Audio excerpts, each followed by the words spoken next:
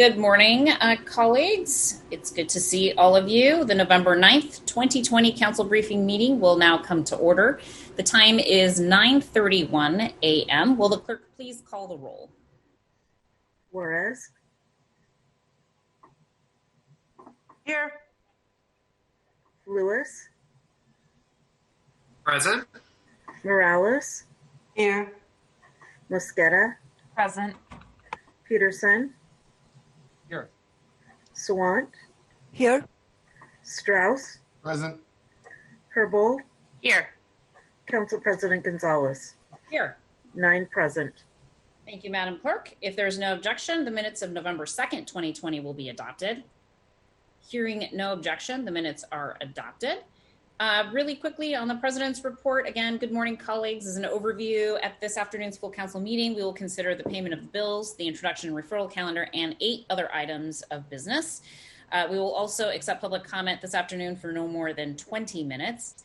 Second, as a reminder, the Legislative Department will be observing Veterans Day this Wednesday, November 11th. Many council member offices, including my own, will be closed on Wednesday, as will general operations for the Legislative Department. Just a general reminder for members of the public and for all of our staff. I also want to quickly say thank you to the Seattle voters for overwhelmingly approving Proposition 1, which is Seattle's Transportation Benefit District. Dollars collected from the renewal of the STBD represent direct investments into our transit system and transportation infrastructure, including the West Seattle Bridge, which we are going to hear about here shortly. The renewal of STBD will be absolutely critical to the people of Seattle as we look towards economic recovery for all of us, but especially for our essential workers that continue to rely on transit and our transportation network for mobility. So many thanks to all the voters and of course to the campaign workers who worked on this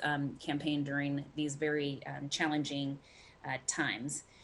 And last but certainly not least, thank you to all of the people across the country who turned out in historic numbers to vote in our presidential election. Here in Seattle, hundreds of people poured into streets and neighborhoods to celebrate the news that the American people have chosen Joe Biden to be our next president and Kamala Harris to be our next vice president. And like so many Seattle residents, I too am absolutely thrilled by these election results and really firmly believe that together Joe Biden and Kamala Harris are going to provide every American the much needed leadership and stability that we need during these incredibly difficult times. And really hope that this is an opportunity for us to heal those fissures of hate and division left in the wake of the Trump administration. And of course, while the election result, no election, eases our most pressing issues and needs of our community members, it does provide us an opportunity to confront some of these significant challenges together in a new day here. So as a mother and as a woman of color and the daughter of immigrants, I'm stand at the ready to continue the hard work needed to partner with the new administration, other elected leaders, and community organizers to effectuate this really important and desperately needed systemic change that we need for our communities. So I know many of you probably share the same sentiments and really excited about being able to be here on the other end of a very long election week and looking forward to continuing to work with all of you on so many of the important things that we all care about. So thank you for giving me an opportunity to make some comments about that at the top. I'm sure many of you during your reports are probably going to do the same. So let's go ahead and dig into the first presentation on today's agenda, which is the presentation on the West Seattle High Rise Bridge Safety Project. We have we have 3 presenters with us today. Director for SDOT, Sam Zimbabwe, Heather Marks, also with the Seattle Department of Transportation, and our very own Calvin Chow from Council Central staff is also with us to present on this agenda item number 3. And before we go ahead and begin the presentation from SDOT and Calvin Chow, we are going to go ahead and hear from our Transportation and Utilities Chair, Councilmember Peterson, and then we will hear from District 1 Representative Councilmember Lisa Herbold as well. So I'm going to hand it over to Chair Peterson to make some introductory remarks, and then after that, we'll hear from Councilmember Herbold.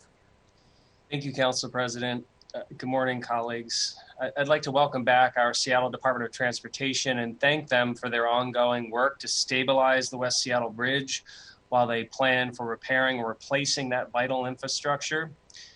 SDOT's managing that crisis on top of running their vast department with over 1,000 employees and multiple ongoing construction contracts as they make improvements throughout Seattle, even during the pandemic, for all modes of travel. In addition to the weekly updates on the West Seattle Bridge that we all receive via email from SDOT, we had more formal briefings from SDOT in April and then at my committee in August. We decided this week was timely for another larger update as the mayor gets closer to a decision on whether to repair or replace. There's no immediate legislative action the council is required to take. Earlier this year, the city council already authorized most of the financing necessary for the initial traffic mitigation and to stabilize the high bridge because we need to stabilize the bridge whether we repair or replace it. The mayor has, however, just this morning encouraged us to provide individual input to her and her office later this week on this issue of the West Seattle Bridge.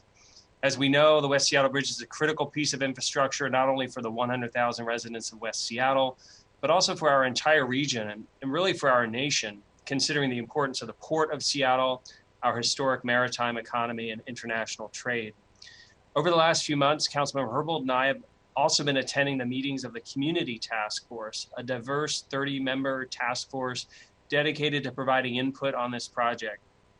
These task force members have participated in over a dozen meetings and spent numerous hours reviewing material. And I just want to acknowledge and thank those volunteers for their dedication to this project and to their communities and to our region. I also want to thank Calvin Chow, Central Staff, who's had to track this issue and keep us informed all the while doing other projects and then the city budget as well. So in addition, Councilmember Herbold and I have been meeting every other week with SDOT to monitor and ask questions about the progress of not only the engineering work and plan for the high bridge, but also traffic mitigation solutions that impact residents on the ground. As we await a decision from the mayor on repair or replace, the presentation today will be an opportunity to bring everybody up to speed on what actions SDOT has taken to date to stabilize the bridge, prepare for the repair or replace decision, and implement critical mobility changes for the West Seattle community. We're very excited, Council President Gonzalez acknowledged this too, about voters renewing the Seattle Transportation Benefit District. Even though bus ridership is down sharply during the pandemic, the needs have increased around West Seattle with the high bridge closed. And the new STBD funding officially recognizes the needs of West Seattle during this crisis, as well as support for infrastructure maintenance and capital improvements across our city. So thank you for allowing me to have these opening remarks. And I'm going to hear from Councilmember Herbold now. Thank you so much, Councilmember Peterson, for those introductory remarks, and want to provide District 1 Representative Councilmember Herbold an opportunity to also share some words with us, please. Thank you. I'll keep it real short. Chair Peterson did a great job of providing background and context. I want to also echo the thanks that Chair Peterson gave to SDOT for their managing of this crisis, both as it relates to working with community, to managing the technical advisory panel, to developing the West Seattle, the Reconnect West Seattle plan, working really diligently to address the severe needs for communities living in the detour routes and addressing the traffic and congestion and safety, pedestrian safety and driver safety needs in those areas. Their dedication and focus has been really appreciated. As well as also, again, managing the process with the community in determining what our next steps are. So since the closure of the West Seattle Bridge on March 23rd, the impact has been felt very strongly in District 1. As the council member representing District 1, I hear every day from residents and businesses that are hurting once social distancing ends or decreases, traffic and access issues will only increase and likely very dramatically.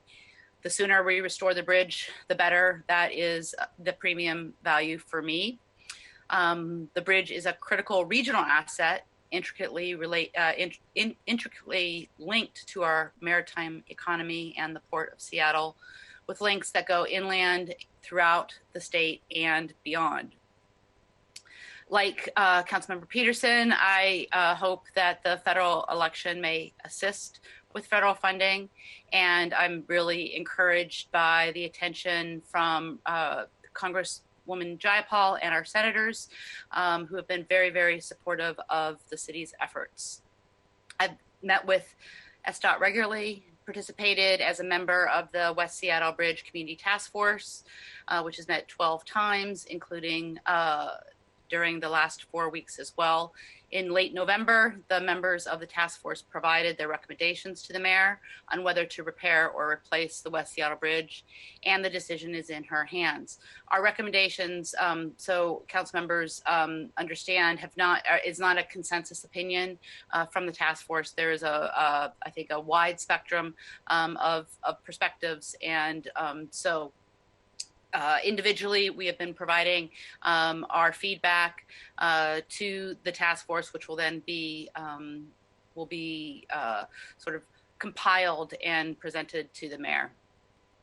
And the opportunity for us here today, this morning, is for council to get up to speed, ask questions, and again, as we've heard from the deputy mayor this morning, the mayor is also interested in council feedback as well. So with that, I have no further comments, and looking forward to hearing from our friends at SDOT. Thank you.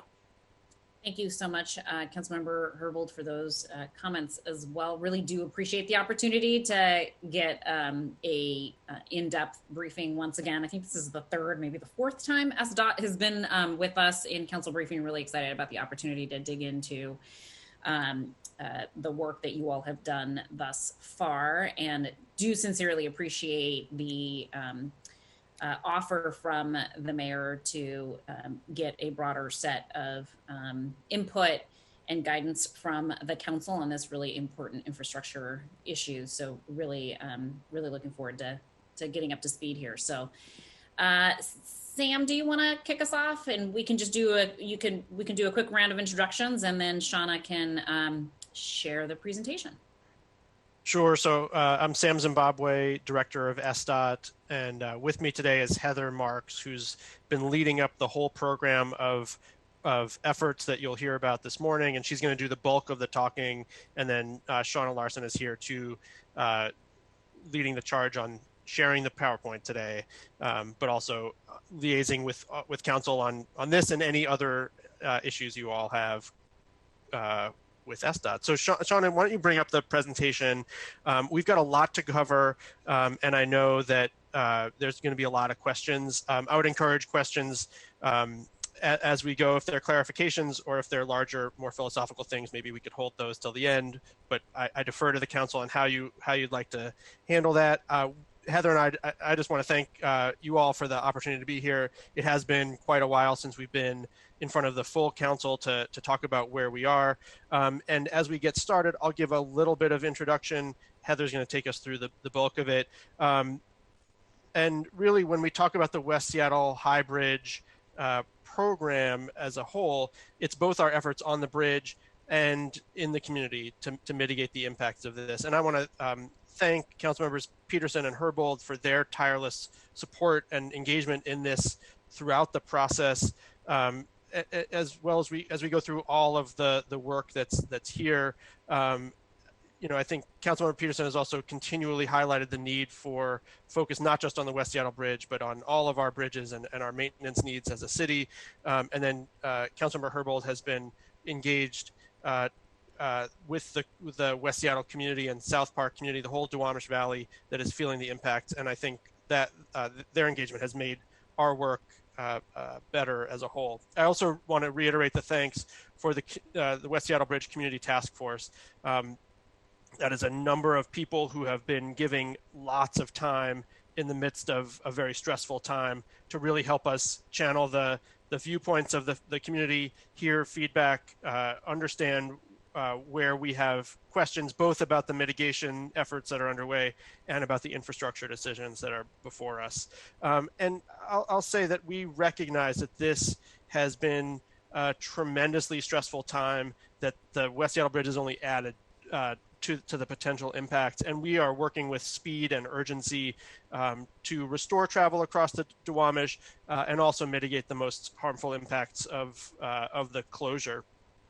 The disruption to commuters, residents, tribal communities, healthcare and essential workers, local businesses, city services, the maritime community, manufacturing.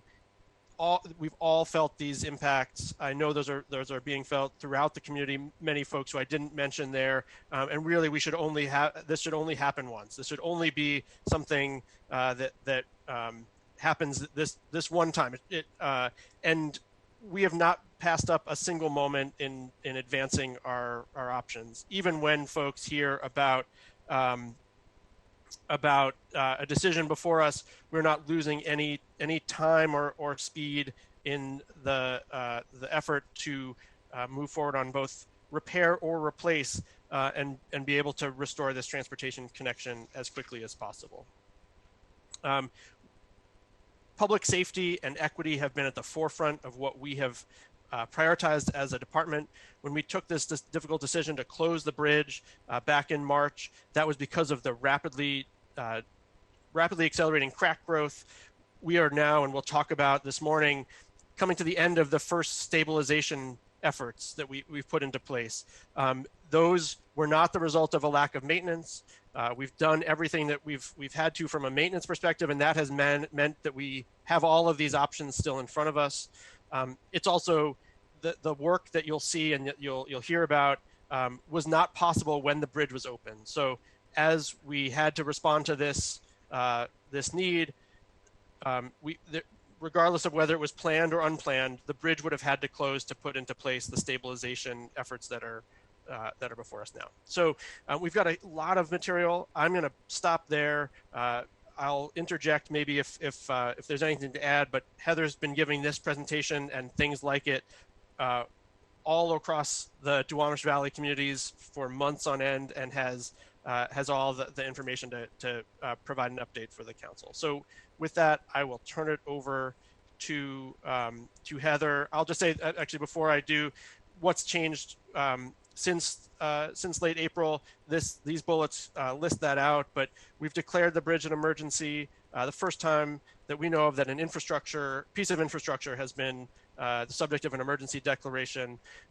We've done a whole range of community engagement. We'll talk a little bit more about that. We've also done almost 200 specific traffic and detour route improvements, work to advance funding and get a handle on what funding will be necessary. We've completed a cost-benefit analysis, which tries to look very equally at all of the options on the table while we continue to move forward on both repair and replace as well. And we continue to manage low bridge access and the critical connection that still provides to and from West Seattle.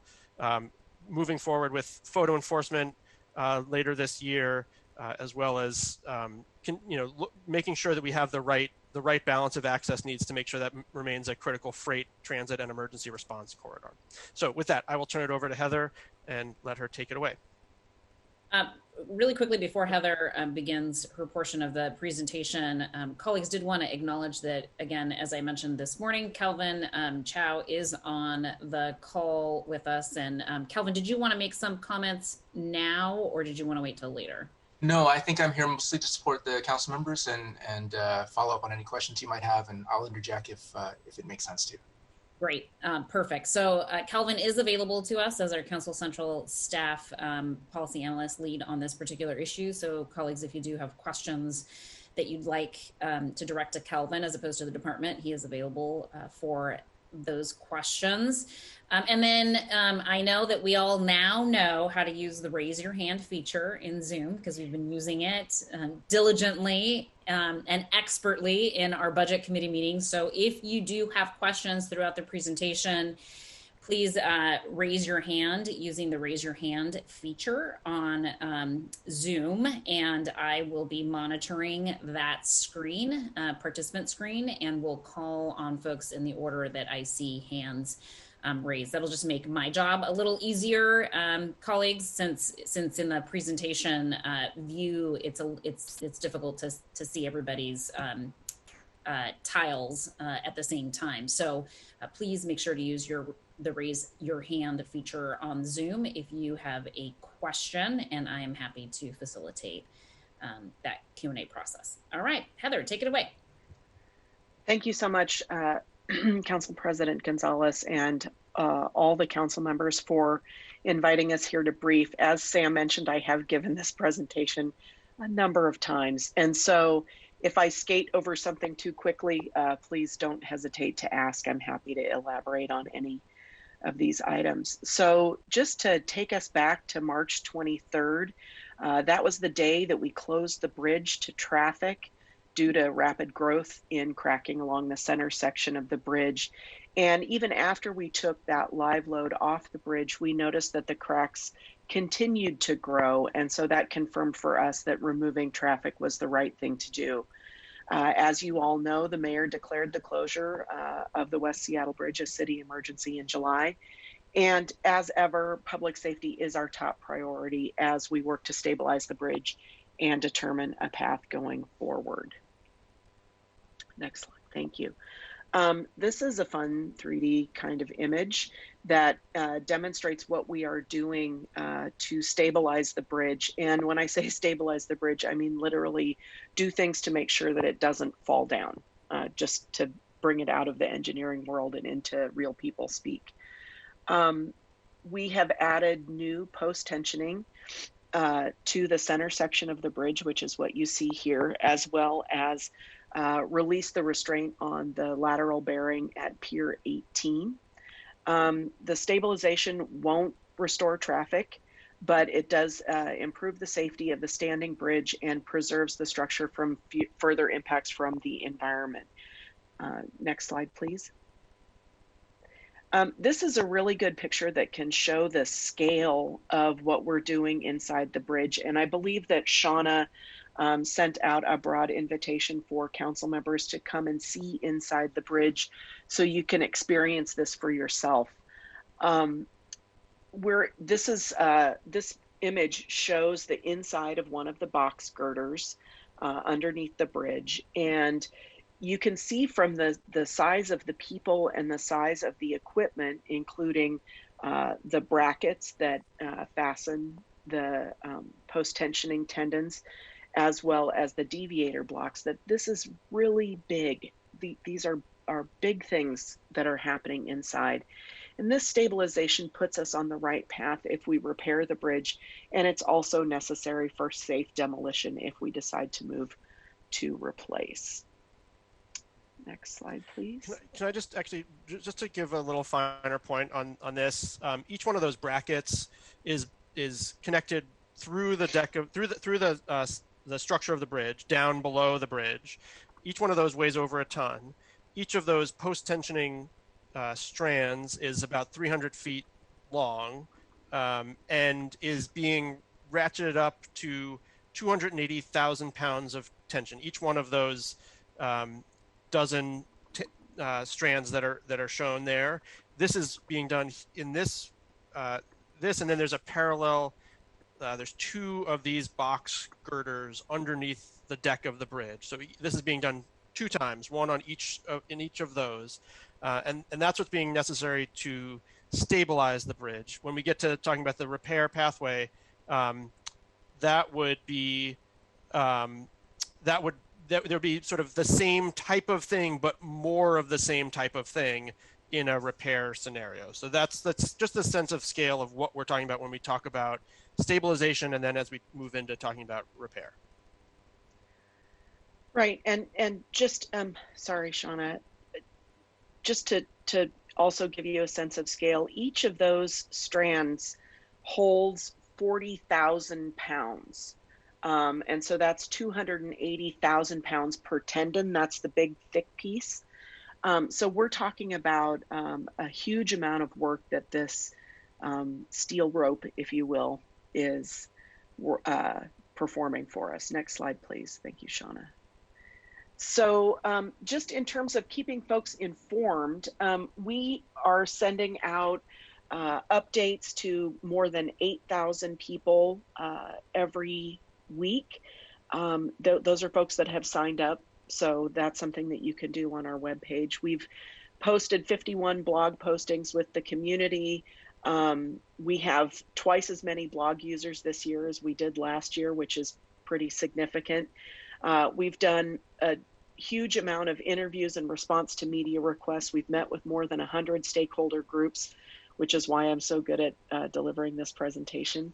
And we've created 4 advisory groups to inform and guide the city's response. You've heard both Councilmember Peterson and Councilmember Herbold mention the community task force. We've also employed a technical advisory panel made up of structural engineers and geotechnical engineers to help us.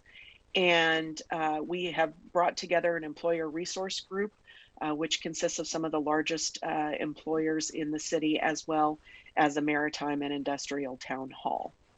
Next slide, please. So we created an email box to collect all the responses that we've had. This pie chart here shows you what kind of topics we're seeing. I always find it really interesting to see that low bridge access gets more play than the repair or replace decision. We've launched Reconnect West Seattle to build traffic management and transportation projects based on community input. And we've stood up and are working with a low bridge subcommittee to manage access across the lower Spokane Street Bridge, especially with the advent of automated enforcement. Next slide, please. So we maintain emergency vehicle access as the top priority for the low bridge.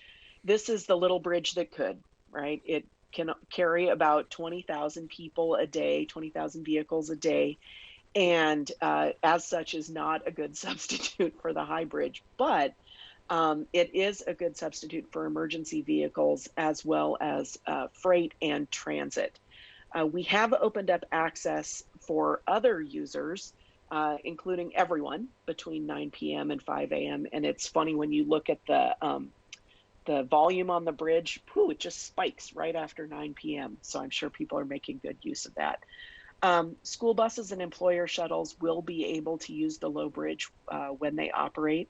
We have about 15 van pools worth of essential workers, mostly working at hospitals in the region. We have opened up access for certain maritime and industrial users, including ILWU. They need access not for commute purposes, but in order to get to and from aspects of their job during the day. We've also handed over about 13 placards for the West Seattle Chamber of Commerce and the Junction BIA so that small businesses can get to Costco or wherever they need to go to resupply their businesses. You all are probably well aware that automated enforcement cameras will be installed in November. We'll be testing those in December, and monetary penalties will begin in early January. You can see from this photograph that we have already installed the signage that is required there. The access policy will be dynamic with ongoing monitoring and adjustment as we learn how we can provide more access while maintaining that priority for emergency vehicles. Next slide, please. So Reconnect West Seattle is a program to allow similar levels of travel across the Duwamish River to those that were seen before the closure of the West Seattle High Bridge. And at the same time, we want to reduce the impact of environmental injustice in the Duwamish Valley. So we've done a great deal of work, lots of public input since July. We had a survey where we received 15,000 responses, more than 1,700 responses to neighborhood-specific ballots. We have 22 projects underway, and that's including the other traffic management projects that we've done just as a way to maintain flow. We have about 33 projects that are being designed right now and planned for delivery in 2021. As you all know, the winter time when it's cold and rainy is not a great time for paving and installing lane lines. We are also working with our partners on a mobility action plan to increase the availability of transit, both rubber tire transit as well as waterborne transit. And we're going to be delivering most of that in 2021. Next slide, please. We are engaging heavily with the neighborhoods of Georgetown, South Park, and Highland Park. These are the neighborhoods through which almost all of the detour traffic needs to go. And all these neighborhoods have seen a significant increase in traffic. And this does a couple of things. Not only does it create a situation where unfamiliar and frustrated drivers are making choices that they maybe wouldn't make in terms of speed and diversion in their own neighborhoods, but it's also increasing the levels of air pollution. So we have a partnership with the Department of Neighborhoods, and we're so grateful for them, to engage and elevate input from Black, Indigenous, and people of color communities, particularly in these neighborhoods. Regular updates and engagement via the community liaisons in 7 different languages. And we've hosted socially distanced, as you can see in these pictures, walking tours, briefings over Zoom, and meetings to understand neighborhood safety priorities. Next slide, please. So as Sam mentioned at the beginning of the presentation, we're moving ahead urgently to restore traffic. I'm speaking to you from a very chilly Fauntleroy neighborhood of West Seattle, and Sam also lives in West Seattle. So this is not just a job, it's personal for us. So since the bridge closed, we've simultaneously been advancing both repair and replacement pathways. And I'll tell you that all of our engineer friends that we work with would really prefer that we do this in sequence, but we're doing it all simultaneously. There is not yet a divergence on the different pathways. We can still go either way and haven't lost any time. All the work to date informs decisions and provides an improved understanding of the risks involved with both options. Risk tolerance is ultimately the biggest consideration for anybody who is evaluating these choices. And there are so many factors and perspectives to consider, not just the perspectives and of our neighbors here in West Seattle and throughout the Duwamish Valley, but also just the solid engineering that has to go into either of these choices. So there's a lot to consider. Next slide, please. And as such, for you and certainly for the mayor, whose decision ultimately it is, there are so many things that are going into this. The cost benefit analysis is one piece. The technical advisory panel input is another.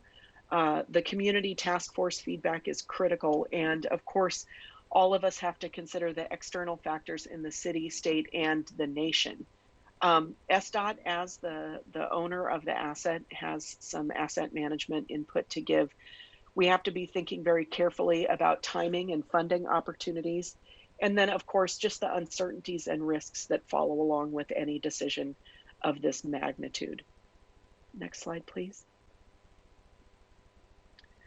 So just a real quick primer on the cost benefit analysis, which I think we have sent to all the council members if you're feeling like 85 pages is your jam. So the cost benefit analysis provides analysis for 5 different alternatives. We started out with 6, but alternative 3 was removed due to cost and feasibility issues. If you have questions about that, we can maybe talk about that a little bit later. We looked at shoring, full repair, superstructure replacement. That's where you take the top part off. full replacement, which is both the top part as well as the piers, and then an immersed tube tunnel option, which instead of being on alignment, it needed to be off alignment. The cost benefit analysis is a conservative evaluation reflecting 0% design. The costs that we're just about to talk about are not estimates, just order of magnitude conceptual cost data. That's really important. The cost benefit analysis doesn't yield a decision. It just helps us understand and compare performance, costs, and risks. Next slide, please. So the synopsis is probably what you would guess even if you hadn't read it. Repair has a better cost to performance ratio, has a lot lower upfront capital costs. Ultimately, though, a much higher life cycle maintenance cost. There's a quicker return to traffic, but there's also significant risks associated with that, including another unplanned closure in the future. The replacement options, 4, 5, and 6, perform better overall, but they have significantly higher upfront capital costs, lower life cycle maintenance, and a little bit longer time to return to traffic. But the success doesn't depend on the bridge reactions to stabilization. And there's a lower risk that it wouldn't achieve its 75-year service life. Next slide, please. One of the ideas that came to us through our request for proposals process as we were looking for somebody to design the new bridge is this, what we're calling the rapid replacement option. It was a concept developed by HNTB. This is SDOT's replacement design consultant. I do want to note that this isn't a novel concept or something that's never been done, but it is new for us. The steel bridge lightens the load on the existing shortened piers, and so it improves some performance. There's a bridge on Lake Champlain that HNTB delivered really quickly and really inexpensively. I encourage you to examine that if you like. It of course needs further evaluation, but offers an accelerated schedule and also streamlines permitting and construction. Next slide, please. So here is a nice comparison of all the alternatives. This is all data that is coming out of the cost benefit analysis with the exception of rapid replacement.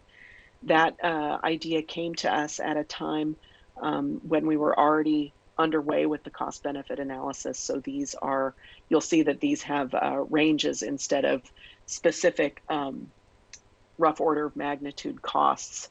The structure of the CBA required us to have just one number. So these look very, very specific, like very specific numbers, but they should not be regarded that way forever.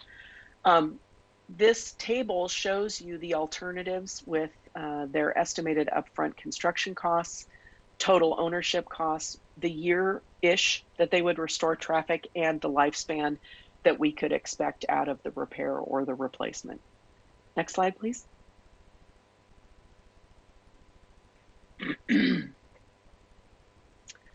So the West Seattle Bridge CIP, the immediate response, and thank you all very much for understanding the criticality of getting a little bit of money flowing so that we could keep the work going. Our project is still in preliminary design, and so the costs presented are rough order of magnitude range estimates. There's about $190 million added in the new CIP this year, $100 million in existing bond authority, and up to $150 million anticipated with additional sources TBD. We've secured $8.4 million in federal grants. Next slide, please. So obviously a project such as this, whether it is repair or replacement, is going to require a funding strategy, not just the city council writing a check. So we're going to leverage that initial investment. And again, thank you for that. It really does demonstrate the value that the council and the city put on this bridge. We've spent about $20 million to date on stabilization and emergency repairs, but also on the traffic mitigation efforts and planning. Our intention is to partner with Washington State, the Port of Seattle, the Puget Sound Regional Council, and other stakeholders Everyone recognizes the local, regional, and statewide economic and mobility significance of the bridge. That hasn't been difficult to explain. We also anticipate seeking federal funding, both discretionary grants and formula funds. We've worked very closely, particularly with Senator Murray, to support new investment for bridges in the next surface transportation authorization. And we also intend to use USDOT programs, including InfraBuild and TIFIA, as well as other competitive programs to help fund this. We're also pursuing additional funding for bridges in the fiscal year 2022 appropriations and any potential future infrastructure package. I, for one, am crossing my fingers. Next slide, please. Everybody loves infrastructure, right? All right, that is the end of my presentation. I'm very happy to answer any questions. Thank you, Heather, for that presentation. Really, really appreciated it. Calvin, anything you want to add for council members to consider before we open it up for questions? I think the only thing I wanted to just highlight is there isn't any legislative action in front of you today. There is obviously a budget impact that you are considering in the 2021 budget. Earlier this summer, you did take action to approve $70 million for this project. There's an additional $30 million proposed in the 2021 budget, and then the executive signaled their intent to request an additional $50 million in 2022. So no actions in front of you today except for the budget-related actions. Okay, and it's been mentioned a few times that the repair and replacement decision ultimately belongs to Mayor Durkin. And one, I'd like to get confirmation of that from you, Calvin. And then two, if you could describe sort of what council's actions legislatively would be limited to, once that decision is made, that I think would be helpful context. Sure. So certainly the mayor gets to direct the department on how she wants to proceed with the project and pursue replacement or repair. It is at 0% design right now, so we don't know what we don't know, and we could learn more about the costs or risks that are associated with the project. So I tend to think of it more about sort of identifying a preferred alternative for the environmental work that is to come. It could be that we have to change course. And so it may be prudent to think about whatever option we don't pick, how do we make sure that that's not completely lost in terms if we did have to change track. I think the next obvious opportunity would be the budget process going forward to kind of understand what the status of the funding requests are. Certainly, if there's any grant funding or grant applications related to it, that may be another opportunity for council to be involved. Council always does control the purse strings, so there is that sort of back check on it, but it is certainly the executive's prerogative to sort of decide the first steps on which way we go.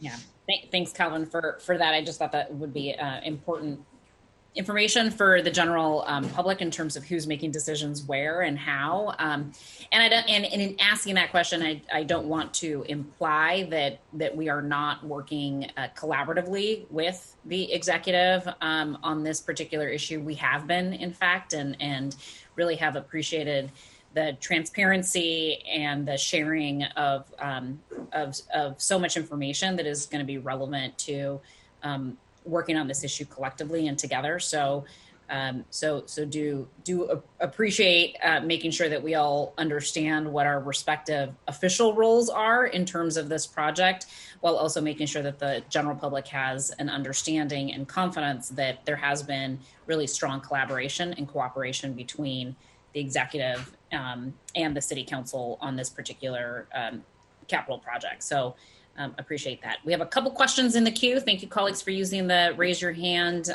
feature. First up is Councilmember Herbold, and then Councilmember Morales also has questions or comments. Councilmember Herbold, please. Thank you so much. This is a question for Calvin. Thank you so much for sharing with council members over the weekend the memo from our independent council consultant, RHC. And I'm just wondering, is this is this the appropriate time to ask that you present those sort of preliminary observations from our Sure. agency, or is there another way that we should discuss that? No, that's fine. I could do that now. So earlier this year, Council did hire a structural engineering consultant to help bring some structural engineering expertise to support your consideration of this project. And I did send out a memo at the end of last week, just documenting their review of the cost-benefit analysis. They really had three kind of main points. As structural engineers, they feel that you have the original design drawings and you have the structure that can be evaluated. And so it is possible to learn more about the repair option and compare it at a different level than this sort of more conceptual replace option. And that may help better understand the cost, better understand the risks. I think it's sort of a, I think the executive has been clear that they've been trying to kind of put the options at a level playing field in the CBA. And I think our consultant's perspective is, but you could learn more if you wanted to try to identify those costs further. Another issue that they raised, kind of related to the life cycle costs and just sort of questioning how that is a like-for-like comparison. And then the last issue that they raised was sort of support to bring the rapid replacement option up to the same sort of level of analysis. And they listed some sort of technical structural engineering types of risks that should be evaluated. Go ahead, Councilmember Herbold, please. Follow up. I just think it would be really helpful, Calvin, if you could explain a little bit more about, in particular, sort of the observations around the way the comparisons were made and whether or not they were sort of, for instance, the life cycle costs, for instance, if you could sort of tease that out a little bit more so folks in the viewing audience understand the implications of the consultant's recommendations in that area. Sure. So, and I may get this wrong because I'm drawing it from memory, but it's some of the issues are when the CBA shows something like a 15 to 40 year consideration of use of the structure. How are we considering the future phase, the sort of the back end of a repair phase, and comparing that in an apples to apples way? How I think some of their concerns were also around, if you did find out, if you did more engineering on the structure, the existing structure, and you were able to reduce know more for certain about the costs and what's involved, maybe you do significantly reduce the risks that are factored into the CBA. And in their consideration, they were, they would expect the repair options to show a little better than they do.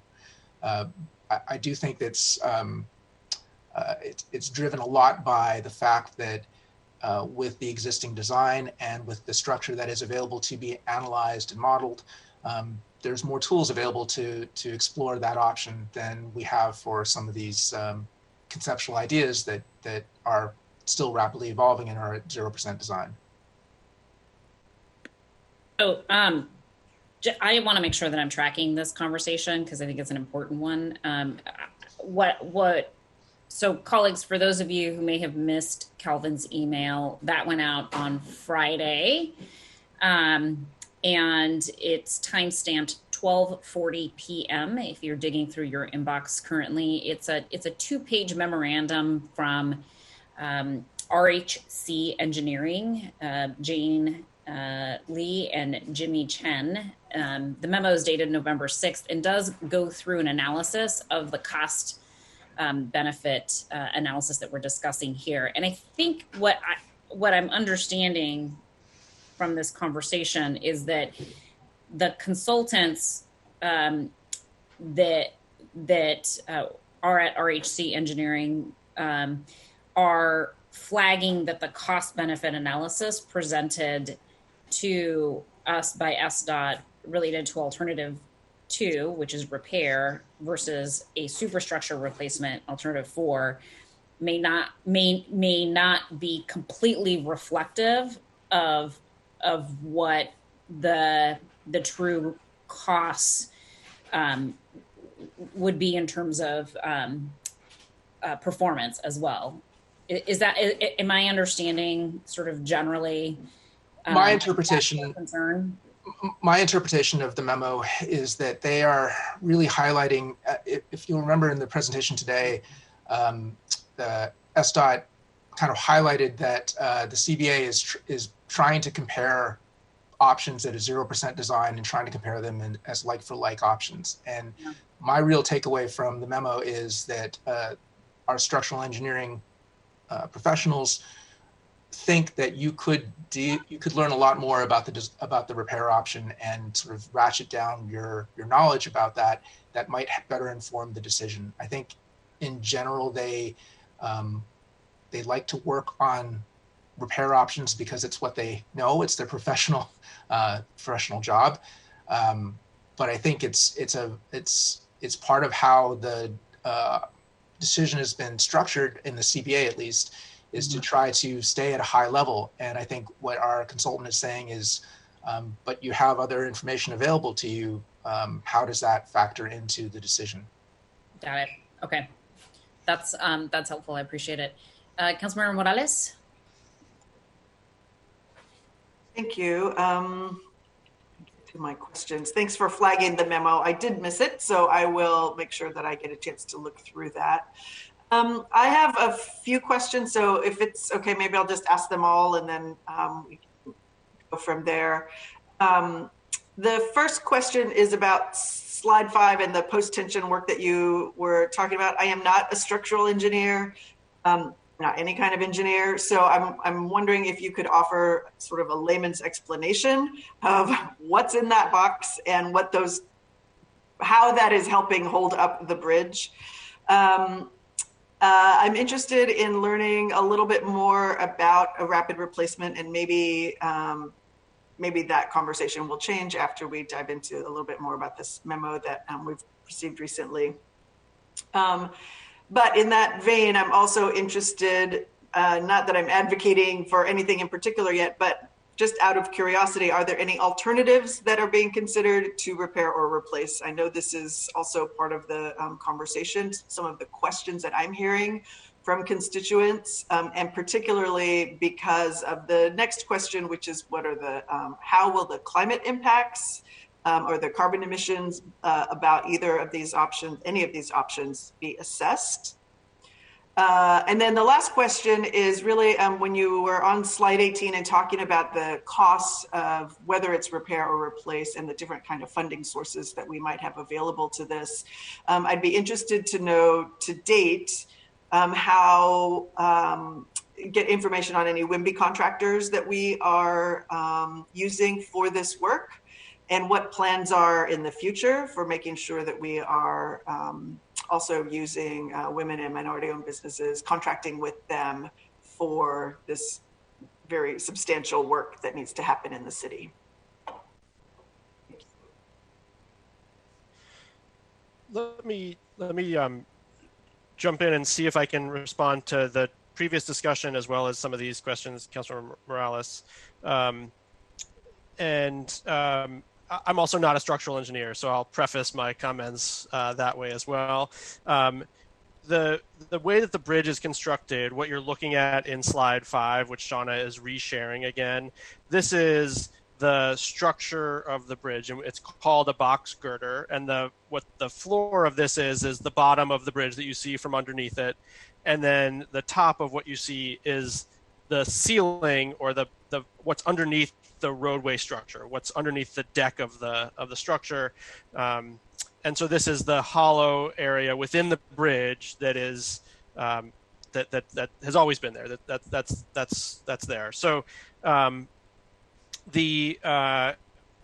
what this is doing is sort of cinching everything together, because what was happening as the cracks started, the pattern of the cracks started to show, made it seem like the weight of the bridge was transferred incorrectly for how it was designed, and was leading towards the center of the bridge collapsing.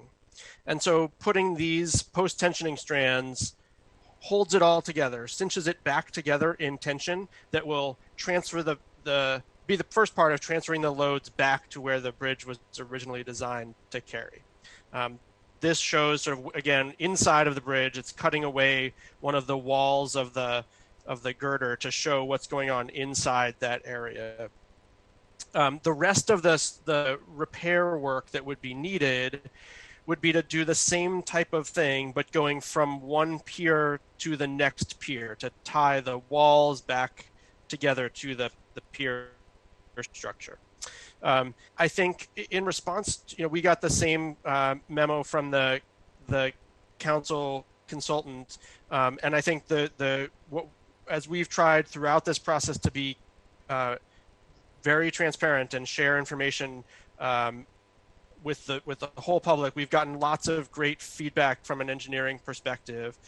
We have continued to do that, and just to be very clear, the CBA is not a decision-making tool. I mean, it's not a decision-making thing. It doesn't make the decision for us. It is a tool and a part of the inputs into this large decision. And the CBA tries to take the same level of information for all of the alternatives and the alternative pathways and give us a apples to apples comparison. As we do each step of the way repair work, the stabilization, the installation of real-time monitoring equipment that we did early on in the process, what's called non-destructive evaluation, looking within the concrete to understand the strength of the steel that's left in the bridge, which has been, we found a lot of strength left in the steel. That has informed our understanding of a repair pathway. And as we do this right now, we continue to learn more about the current structure of the bridge based on how it responds and whether it responds as we anticipate it will from a structuring perspective and the monitoring equipment that we have there. So that continues to evolve. The CBA was a point in time, and the CBA doesn't necessarily need to continue to evolve to inform the decision. It sort of gave a good point in time understanding, and then we continue to learn more, and so it is part of the information overall that we get. So we won't know exactly how the stabilization works until it's done, and we'll, in the interest of not losing time and sort of making sure we're advancing all options at the same pace, we continue to do work both on design of a replacement and on repair that helps give us the best possible information going forward. The rapid, I guess, to answer Councilmember Morales some of your additional questions, the rapid replacement, I think Heather talked about this a little bit. It was a new idea that came to us through the design firm that we've brought on to lead a replacement. They have experience with a very similar project in connecting New York and Vermont across Lake Champlain. And so it's a new idea. We don't have any bridges that are built like this right now in the city, but it is not unheard of, and it's been actually tested and done exactly this way of doing a rapid replacement with this style of bridge by the team that we've got on board to help lead us through an eventual replacement. In terms of climate impacts, we are keenly aware of the climate emergency that we are in, and the West Seattle Bridge was critical to moving thousands and thousands of West Seattleites and others back and forth across the Duwamish in bus lanes that were on the bridge. That the loss of that transportation capacity has meant there has been an air quality shift, and the air quality impacts have moved to other communities within the Duwamish Valley that are already stressed from an air quality perspective and have disparate health impacts in terms of asthma rates and others. That the loss of capacity at the West Seattle High Bridge has shifted those burdens to places that are already feeling those burdens. And then in terms of WIMBY contracting, a lot of what we've done to date has been done under sort of emergency basis. As we've gotten more regular, done RFPs, done regular sort of contracting procedures, we can also report and provide detail on what exactly is going to WIMBY contractors and both prime and subcontractors. And then as we move towards the capital work that will be necessary on either a repair or a replace standpoint, depending on the funding streams that we end up using, I think we can figure out how the benefits, both from a contracting and from a hiring perspective, can be broadly felt within our community. Thank you so Sam, much. can I level set really quick just on one thing? We have just the stabilization contract was done on an emergency basis. The design contract, the traffic and revenue study contract, and the communications contract were all done with a competitive process and all set up in order to receive federal funds. And so that means that there's a set threshold for WIMBY contractors. And I'm sorry that I don't remember what that is off the top of my head. I will say that our communications consultant, and I recognize the irony in what I'm about to say, is a woman-owned business. Thanks. Okay, thank you so much for those questions and those answers. Are there any other questions or comments? Councilmember Mosqueda, please. Good morning, everyone. Thank you very much for the presentation today. Just a few follow-up questions. Can you remind us again what the date is that a decision is going to be made here? I don't think we have a set date, but we're at the point, like we said, we haven't lost any time on either pathway. We'll start to get to that point fairly soon, but we're not at that point yet. Thank you very much, Director. And any general time frame then? Can we anticipate this in the next 2 weeks, 2 months, 2 days?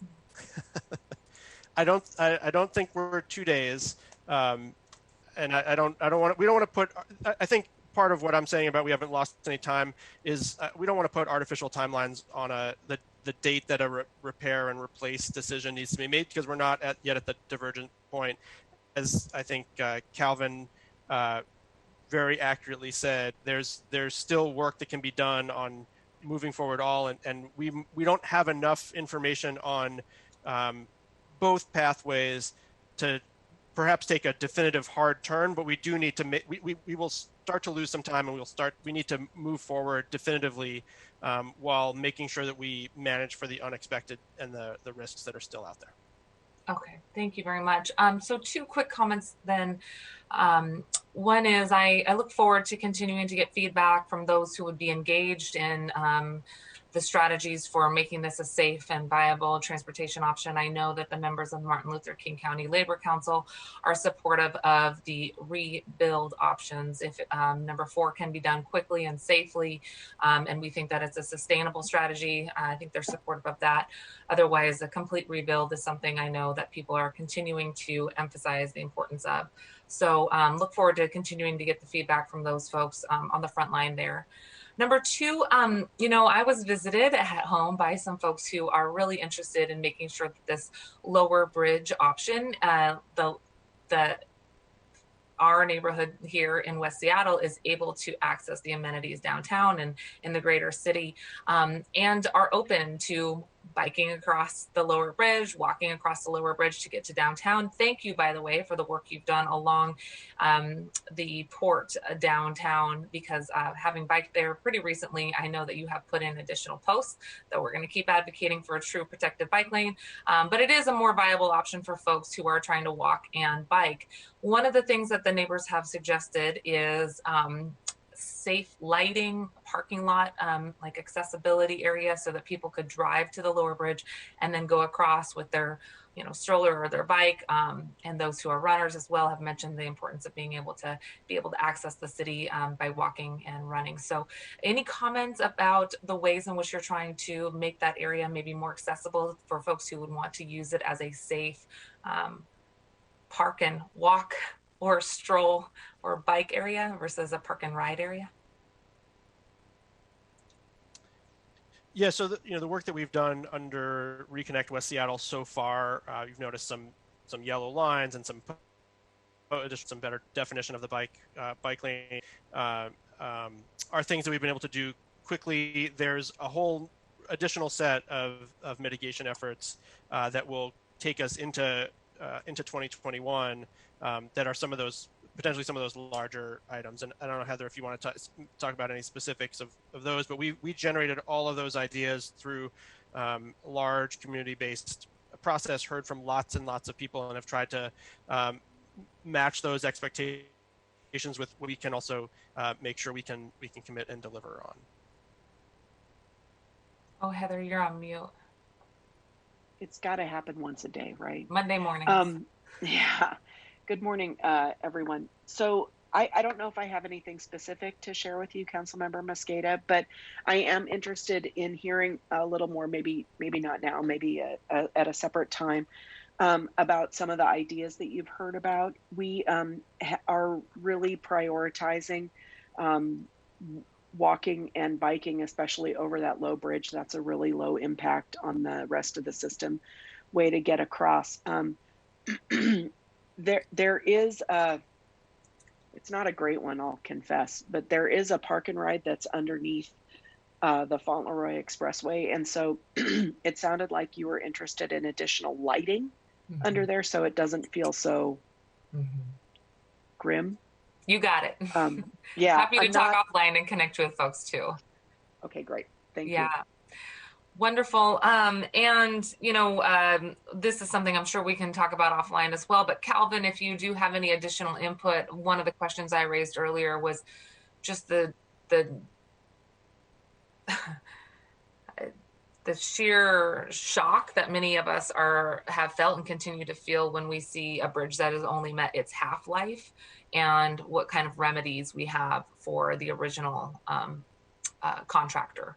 And I think it is 35 years is a very short time frame for a bridge. And if I'm not mistaken, that's half the expected life of this bridge. So it seems like they fell woefully short of their responsibilities in constructing this bridge for us, and looking forward to hearing more about the remedies on that. And I think if that is of interest to council members, that's something we should have the city attorney weigh in on in executive session. I did want to just maybe put out there for council members' consideration that perhaps SDOT could talk about what the timeline for learning about how the stabilization work is going, because that's sort of the next opportunity to get more information about how the bridge is reacting, and sort of that next level of knowledge that we might get from the project. I know that Councilmember Herbold has a question. Do you want to have that question posed by Calvin answered first, and then you can go? Great, perfect. Okay, so let's dig into the subject area introduced by Calvin, and then we will hear from Councilmember Herbold.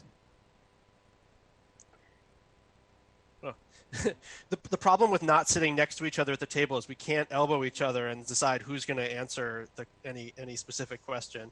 So let me take a shot. Heather might have the same or different thoughts, which is all good. So as we've been going through the process to date, we've been evaluating whether our model of bridge performance matches up with what we're seeing in terms of the instrumentation on the bridge. And that started as soon as we were lifting those work platforms that you can see under the bridge into place. And so far, everything that we've seen to date matches with what our expectations are of the model. So the two specific things that are most important right now were the release of Pier 18, the stuck bearing on Pier 18, which is on the east side of the bridge structure on the east side of the river, which most of that work was completed last week to release that bearing. The second major piece is taking those post-tensioning strands up to the full tension that they will carry, and that's also largely complete at this point. And again, what we've seen from the bridge has been very consistent with the model that we had developed. That led to us understanding what the critical situation with the cracking was to begin with. So all of that is very positive information. What we don't yet have and won't for some time, it's very chilly this morning, but we haven't gone through the full thermal cycle of the bridge, and especially when we get down below freezing is when we can start to see the concrete perform in some different ways. So understanding exactly what would happen, and then if we are at the point in a repaired bridge when we do restore live load, not for the stabilization, but from the additional repair work, we would still be learning more about the bridge, and we would still have to keep up that monitoring and understanding of how the bridge performs off into the future. And we can't say exactly how the bridge will perform off into the future until we go through all of the, it'll have to be an ongoing, continuous monitoring effort on a repaired bridge, both in terms of how it's performing and also the condition of all of this new stuff and the existing bridge in terms of making sure that we are still providing a safe connection from a transportation perspective. Can I just add that we are also in an effort to keep everything going on as quickly as possible. We're starting with our first type, size, and location workshop today. So that'll start the design process for a replacement bridge. And we're also continuing the process to design the repair. When Sam talks about we're not losing any time, he's talking about for the bridge, either repair or replacement. We won't start losing time probably until May or June. Where we do start losing time, though, is actually pretty quickly when it comes to the funding opportunities that we have. And so the question of whether we repair or replace isn't urgent until June, but for assembling funding for either repair or replacement, we need to move forward a little bit more quickly than that. Okay, thanks for that, Councilmember Herbold. Thank you. It's possible that Heather just answered part of my question, but I just have a couple comments first before I get to. I have two questions.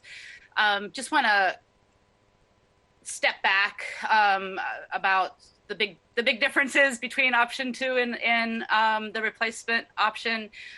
Option 2 is a $47 million cost and 2022 restoration of traffic.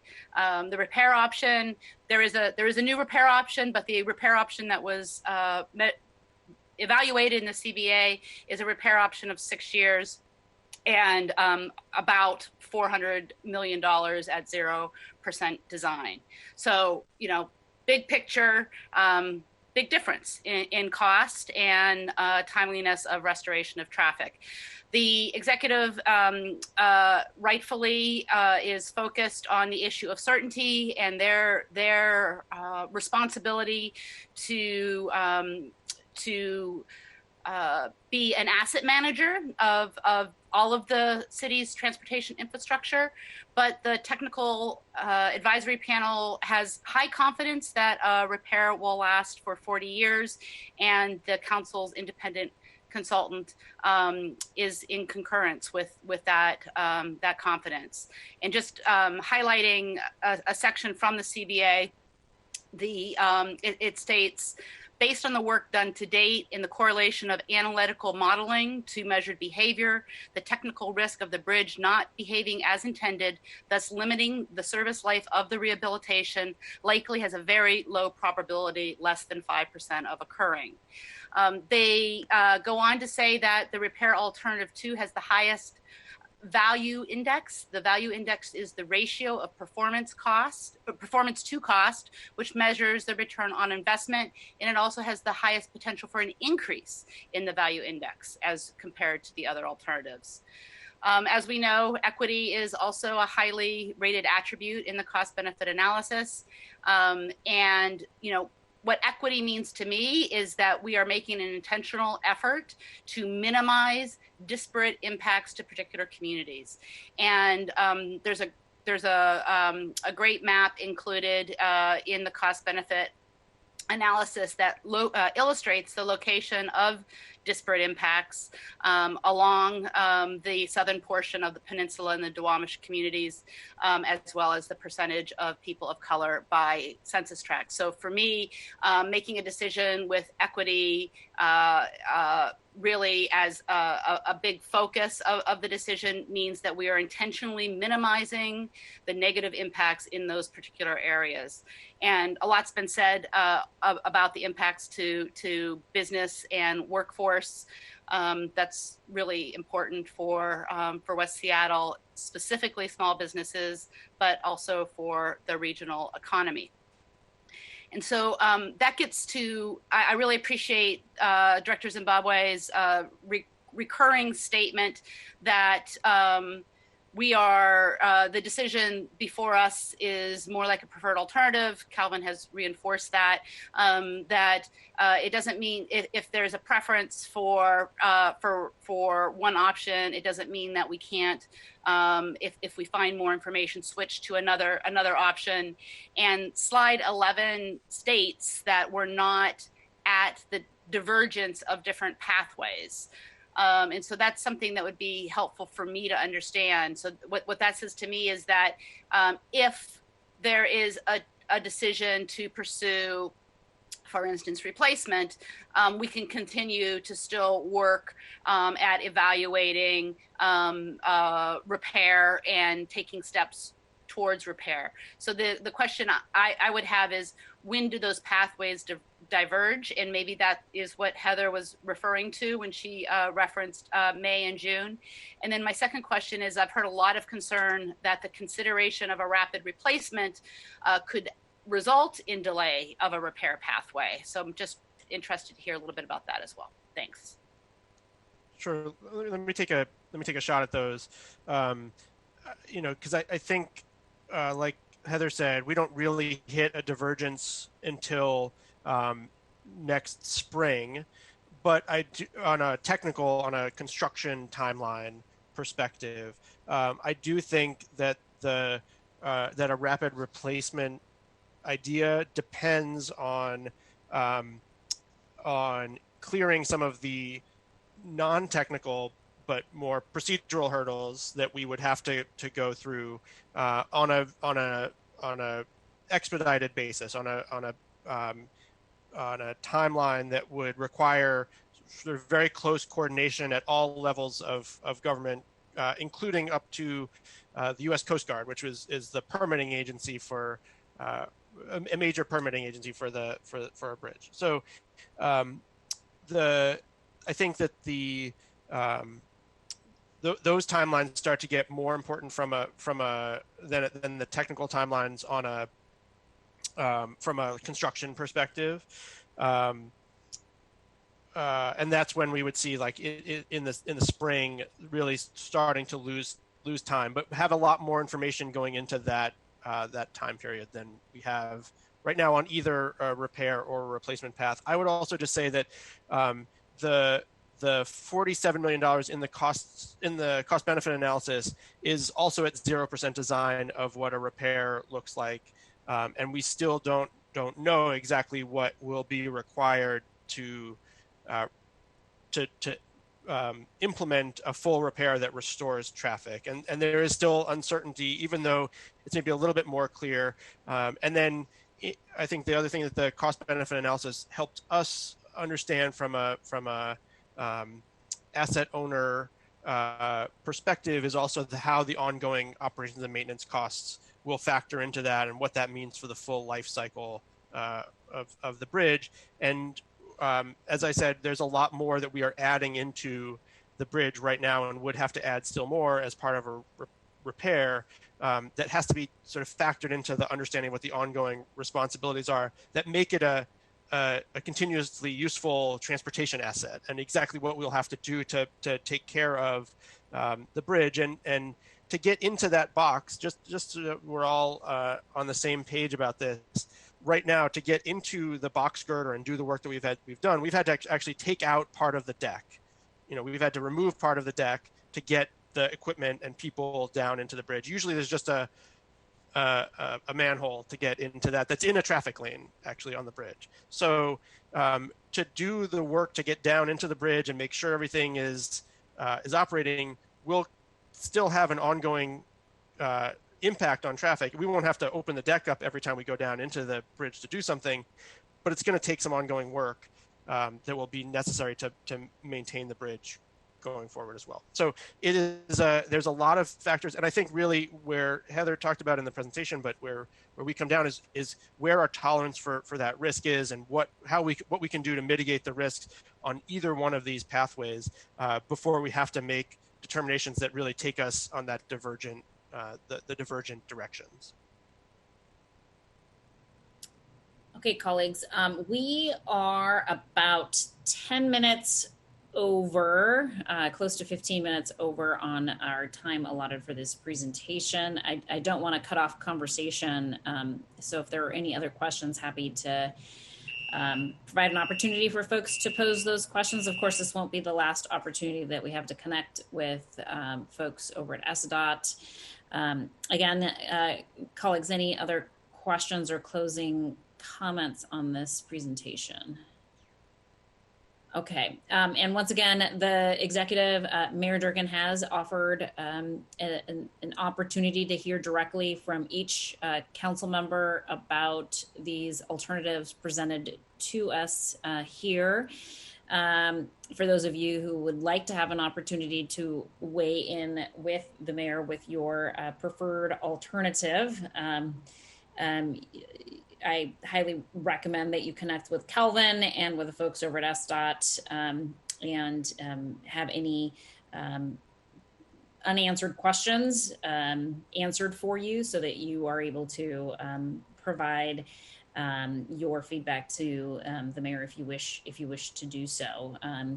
We will my office will continue to work with Kelvin and council members Peterson and Herbold on providing an opportunity for us to have SDOT present to us as a full council during council briefing. I do appreciate Kelvin, you making extra time to manage us through this process during the budget, and really want to thank all of you council members for creating some space here to be able to have this conversation. It is a timely issue that is really important, and so wanted to have an opportunity to make sure that everybody was up to speed, knowing that there would be an opportunity for each of us to engage with the mayor about a preferred alternative here. So I think that is all we've got from this group. I don't see anybody else raising their hand or offering any additional comments. So we'll go ahead and say thanks to the folks over at SDOT for being with us this morning and for all of your work. I'm sure that you will be hearing from folks. Sam, anything else you'd like to say?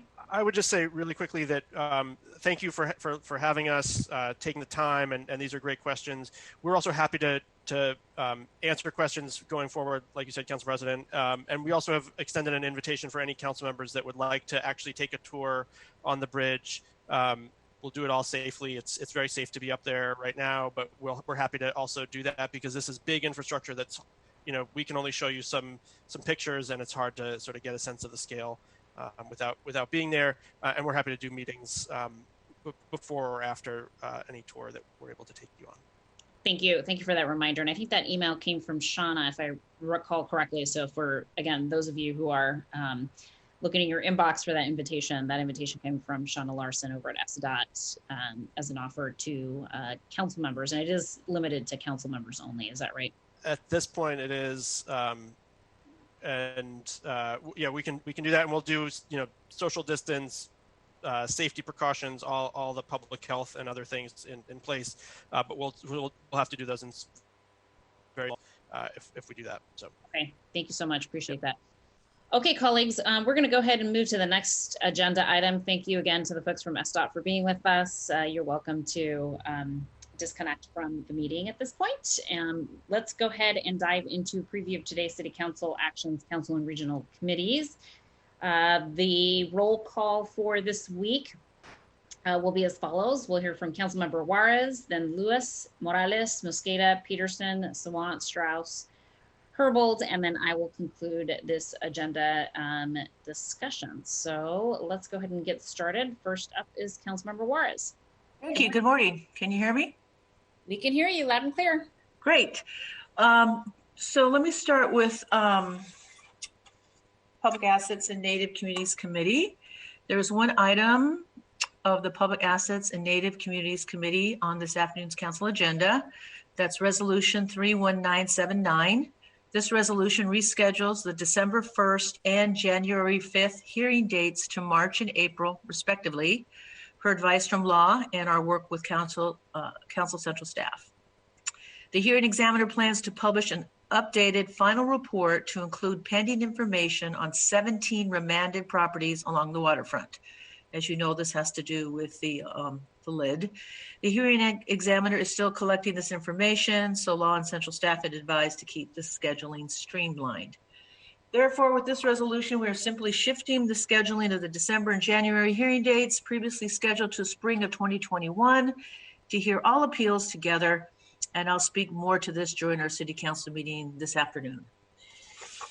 Office of the Waterfront, Pier 58 update. During the past week, the Office of the Waterfront continued to remove the concrete walkway on the eastern edge of Pier 58 with saw cutting from the seawall side. And next week, the remaining concrete elements just north of the southern terrace will be removed. Next steps following that will include removing timber deck and piles in the southwest corner adjacent to Pier 57. Week ahead, Thursday, November 12th, I have a Puget Sound Regional Council Transportation Policy Board meeting. And moving forward, along the lines of what Council President Gonzalez shared with us on some election comments, this election season will mark 2021 with the most Native Americans ever to serve in the U.S. House of Representatives. 6 Native candidates will represent their communities in the House of Representatives next year. Native women broke records too. According to the Center for American Women in Politics, 18 Indigenous women were running for their congressional seats this year. And as you know, Justice Raquel Montoya Lewis retained her seat on the Washington State Supreme Court. That being said, that's all I have. Thank you. Thank you, Councilmember Juarez, for that report. Any comments or questions on that report? All right. Thanks again, Councilmember Juarez, for that report. Much to celebrate in that space. Really appreciate you highlighting it. Councilmember Lewis is up next, and then after Councilmember Lewis will be Councilmember Morales. Good morning. Thank you, Madam President. Good morning. I similarly don't have a whole lot of items this morning. There's no agenda items from the Select Committee on Homelessness Strategies and Investments on this afternoon's agenda. I held a town hall on Friday to discuss sort of our midpoint on the budget and highlight a couple of the Form Bs that have been proffered by my office, as well as a broader presentation on the potential implications of homelessness ads, service ads in this budget. It was a real privilege to be joined by Colleen Echo Hawk, Jesse Benet from the Public Defender Association, Sharon Lee from Lehigh, and then of course Colleen, who was from Chief Seattle Club, to talk about permanent supportive housing, transitional shelter increases, outreach investments, and harm reduction in a number of the budget proposals from myself and a number of other colleagues here, and the implications that could have on our ongoing state of emergency on homelessness. We also addressed a number of different questions from constituents on a number of issues related to parks, public safety, and other priorities we are focusing on in our budget deliberations. I similarly want to offer my congratulations to President-elect Biden and Vice President-elect Kamala Harris. It is a great vindication of the American people to have had a resounding and clear result to this election, charting a new path forward, and one that will be good for partnership, not just with Seattle, but other American cities. I look forward to renewed federal partnership on climate change, on affordable housing, on infrastructure, which, as our briefing this morning clearly indicates, is an essential partnership, not only for us, but for other major American cities as well. And a sense of urgency in the federal policy to deal with our public health emergency, COVID-19. And for so many other reasons, it's just a great day to celebrate on Saturday when it was officially called, and looking forward to our collaboration with the incoming federal administration. Otherwise, I look forward this week to Councilmember Mosqueda releasing her chair's budget and our future budget discussions. And with that, I don't have any additional updates. Thank you so much, Councilmember Lewis, for those comments. Any questions or comments on that report? Hearing none, we'll go ahead and move down the line. We'll hear now from Councilmember Morales, and then we will hear from Councilmember Mosqueda. Good morning, everyone. Thank you. I too want to echo the celebration and congratulations to our new president and vice president-elect. And just want to take a quick moment to acknowledge the Black women in our community. We all know that there is a lot of work to do still to address the racial equity, the challenges that we have in our community and in our country.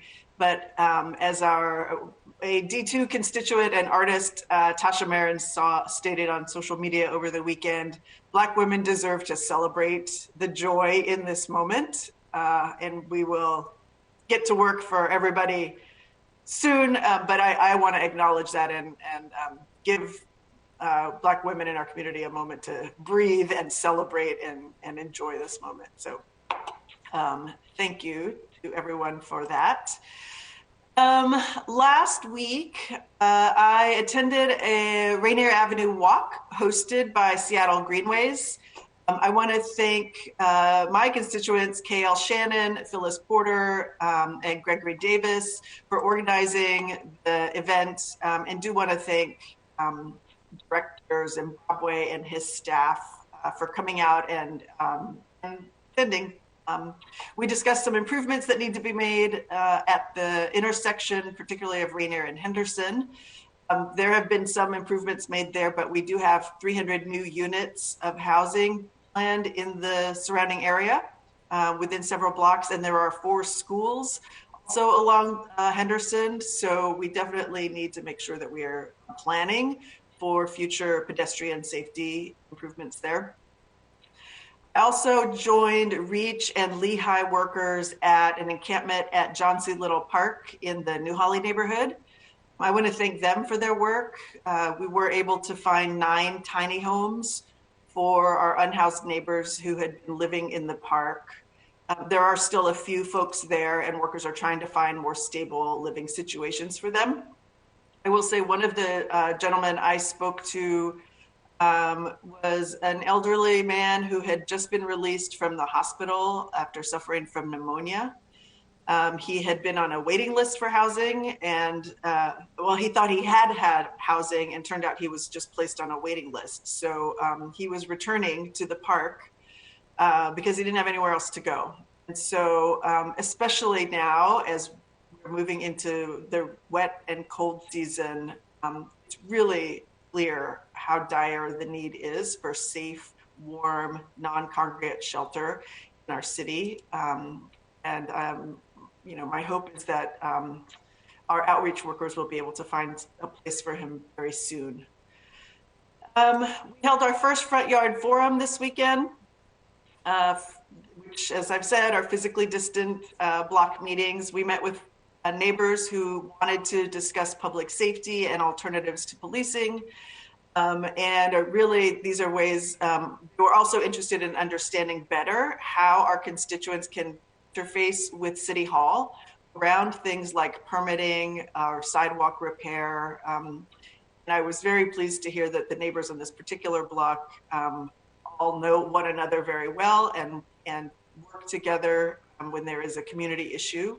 That's part of the benefit of having hyper-local advocates and communities. So we will continue having front yard forums. We have one this Thursday in the Rainier Beach neighborhood. If you're interested in holding one, you can reach out to my district director, Kevin Silvernail.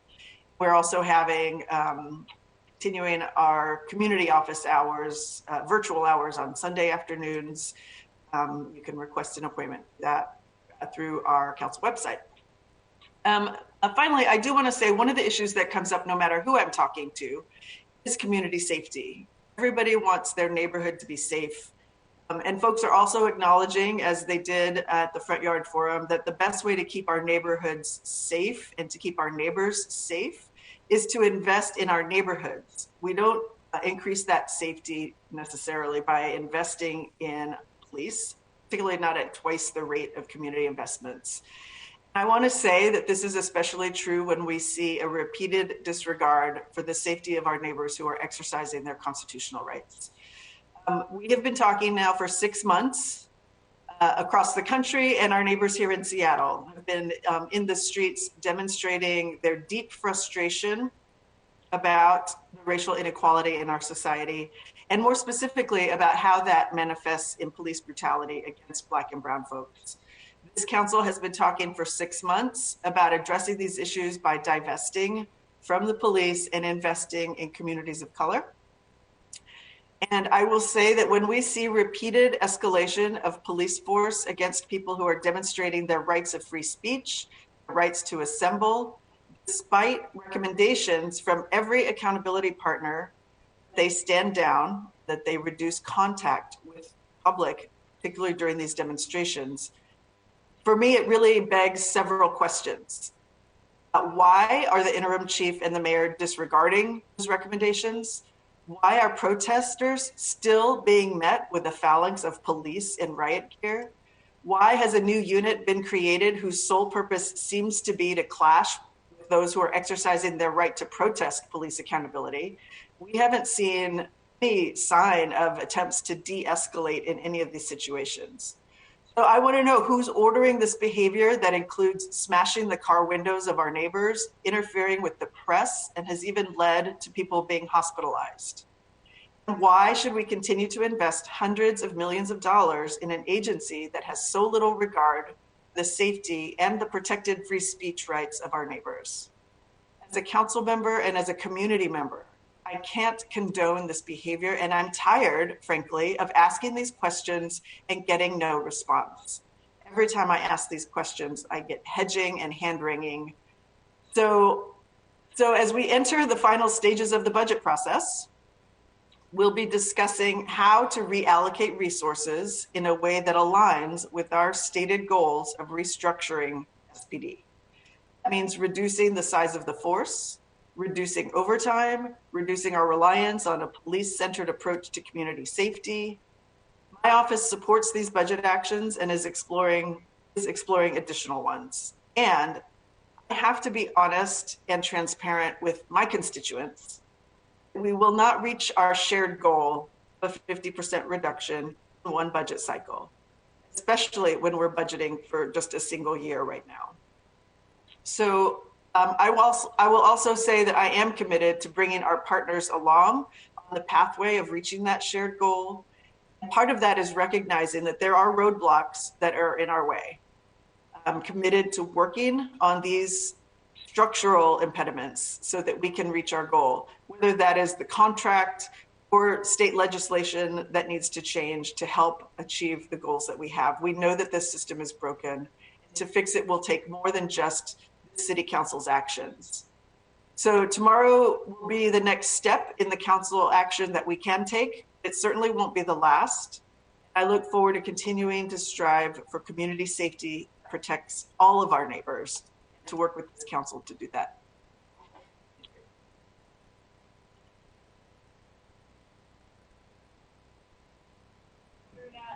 Thank you, Councilmember Morales, for those comments. Are there any comments or questions on that report?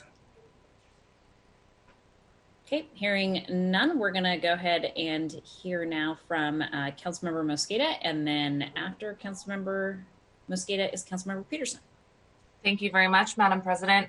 I held my comments because I knew I was next. I want to say thank you to Councilmember Morales for the comments that you just made. You have stated all of the things that I was also going to say, so I will just say I echo your frustration. I echo your concern and condemnation of ongoing use of force in the street. You know, we have mounting numbers of lawsuits against the city of Seattle, and we also have an individual who's been hospitalized. So I really appreciate you raising those issues so we can continue to do the important work that we need to do to scale up community investments and create alternatives, both to general policing, but also reining in what we have seen in terms of response to mostly First Amendment activities. That is, I think, very well stated by you, so I appreciate you saying that. In addition to the celebrations that we saw over the new federal administration, in addition to the ongoing racial reckoning that we see in our country across every city, we also are seeing increased numbers of COVID cases. So I just wanted to spend a quick second in reminding folks to please keep your masks on. Please practice good public health practices to prevent the spread of COVID. We are reminded about the importance of the ongoing pandemic and our responsibility to act to prevent the spread when we see the spiking COVID cases across the country. The daily average, according to a New York Times report over the weekend, is that we are reaching 106,972 daily cases, over 106,000 daily cases on average. And according to the New York Times reporter who is locally based here, that means that 1 out of every 438 people in the US have tested positive. I know that I saw posts from my friends who are local here in the Seattle region who have been exposed to COVID and are quarantining now. We all know more than 438 people. That means we all know at least one person who has been affected by COVID. So please continue to remain vigilant and keep those masks on and practice all the good public health hygiene. The charts that we are seeing are quite literally off the page. They are off the page when we see the direction that we're headed, and we all together must work to bring that number back down. And as far as the Finance and Housing Committee, we want to note that there are no items from the Finance and Housing Committee on today's full council agenda. But with your support, I would love to add an item from our Select Budget Committee to the introduction and referral calendar this afternoon. I want to give you a quick preview of that, and with the Council President's approval for the motions needed, this afternoon's council agenda, I will be seeking to move an amendment to the introduction and referral calendar. As you know, the 2021 proposed budget would authorize a $25 million interfund loan to support SDOT's ongoing transportation funding needs. The original bill would have used two sources for the loan. That includes about $20 million from the IT fund, and the other $5 million were coming from the Transportation Benefit District. Councilmember Peterson, thank you very much. As chair of the Transportation Committee, and we have all discussed our concerns about using the original legislation because it might impede on the STBD funds and the cash flow and the ability to support critical infrastructure. Even though there is a question mark there, just to take away that question mark completely, we are interested in introducing this legislation for this afternoon that would be on the introduction and referral calendar that would go along with the budget activities to replace that interfund loan strategy. The replacement bill would change the source of the interfund loan, such as the entire $25 million interfund loan would be from the IT fund, and there would no longer be any reliance on a interfund loan from STBD funds. The City Budget's Office has confirmed that the IT fund has sufficient resources in its coffers for the next few years to serve as the single source of funding for the entire $25 million loan for critical SDOT improvements. So that is what you will see from me. I just want to make sure that folks know what the background is there, and it does require a amendment to the introduction and referral calendar. As far as the budget, Folks have already mentioned we are going to release our council's draft budget tomorrow at 10 a.m. At 9:30 a.m. begins our public comment period. We will have the opportunity to walk through the proposed council's budget balancing package. I want to thank all of our council colleagues. Every one of you provided amendments that we were able to accommodate to a certain degree, but truly all of the amendments that we are discussing for tomorrow's proposed budget have come from the robust public discussion that we had in the Select Budget Committee. All of you have provided amendments and suggestions to invest in key priorities in the city, including affordable housing and homelessness, making sure that we're creating a strong and equitable economy for all, investing in housing and the Green New Deal investments. And we are doing all of this while getting back to basics by supporting core government services and protecting against budgetary layoffs. I want to thank all of you. I continue to call this the draft council budget because I do hope that it reflects various priorities from every single council member. And there's obviously a work to be done. As a reminder, if you see any additional changes that you would like to see, those Form Cs, which are amendment forms, those are due on Thursday. We are asking for Form Cs to be submitted by 10 a.m. on Thursday, November 12th. This would propose any changes that you would like to see for appropriations and policy investments. As a reminder, these forms are the ones that need to be self-balancing. These could be self-balancing either through reductions in appropriations by shifting appropriations or additional revenue. And please note that if proposed revenue increases require any legislation, that legislation will also need to be introduced and referred to the Budget Committee by Monday, November 16th. The committee vote on the proposed council's draft package and amendments will occur on November 18th and 19th. And if any member wishes to move any council budget action or statement of legislative intent that is not on the published November 18th or 19th agenda, the agendas must be amended by an affirmative vote of the majority of the council members present in order for them to submit the late budget form. So this is very similar to the process that you all used for Form Bs. And thank you for engaging in that process so that it's really transparent to all council offices and the broader public which items we're bringing forward. With that, I want to thank you in advance for all of your work that we will be doing over the next 2 weeks and all of the work you've already done over the last 8 weeks on this budget. And a special shout out to my office and Central Creek Chief of Staff for leading on these efforts. Also to central staff who've been just incredible and working around the clock, and we want to honor their work and greatly appreciate how they have helped to bring various budget priorities together to provide you with a well-rounded draft budget for your consideration. Thank you, Council President. Thank you, Councilmember Mosqueda, for that report. Are there any comments or questions on that report? Councilmember Morales, please. Thank you. Just want to clarify, you said that Form Cs are due at 10 o'clock Thursday morning. Okay, I have 5 o'clock Thursday on my calendar, so thank you for that clarification. Ditto on my calendar. I think there was a calendar invitation that went out to all council members that sets the deadline at 5 p.m. So we may want to ask Patty if they can update that reminder to accurately reflect the timeline. I will do that. And it also says 5 p.m. on my calendar in front of me. So we may have tried to slip that in. Thank you for catching that, Councilmember Morales.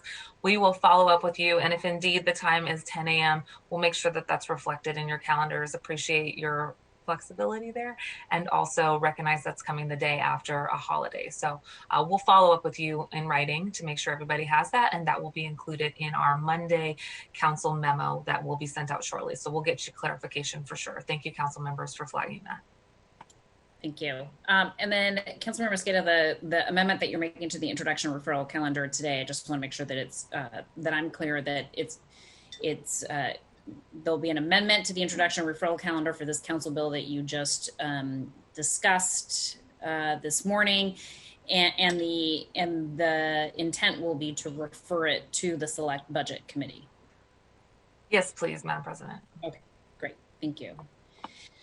And then just really quickly wanted to, before we go on, Councilmember Mosqueda, I appreciated the comments that you made around COVID and the ongoing spread of that infection. Our numbers are worse now than they were in August, certainly. And I think I saw a number somewhere that said that we're about 50% above where we were at the peak of the infection.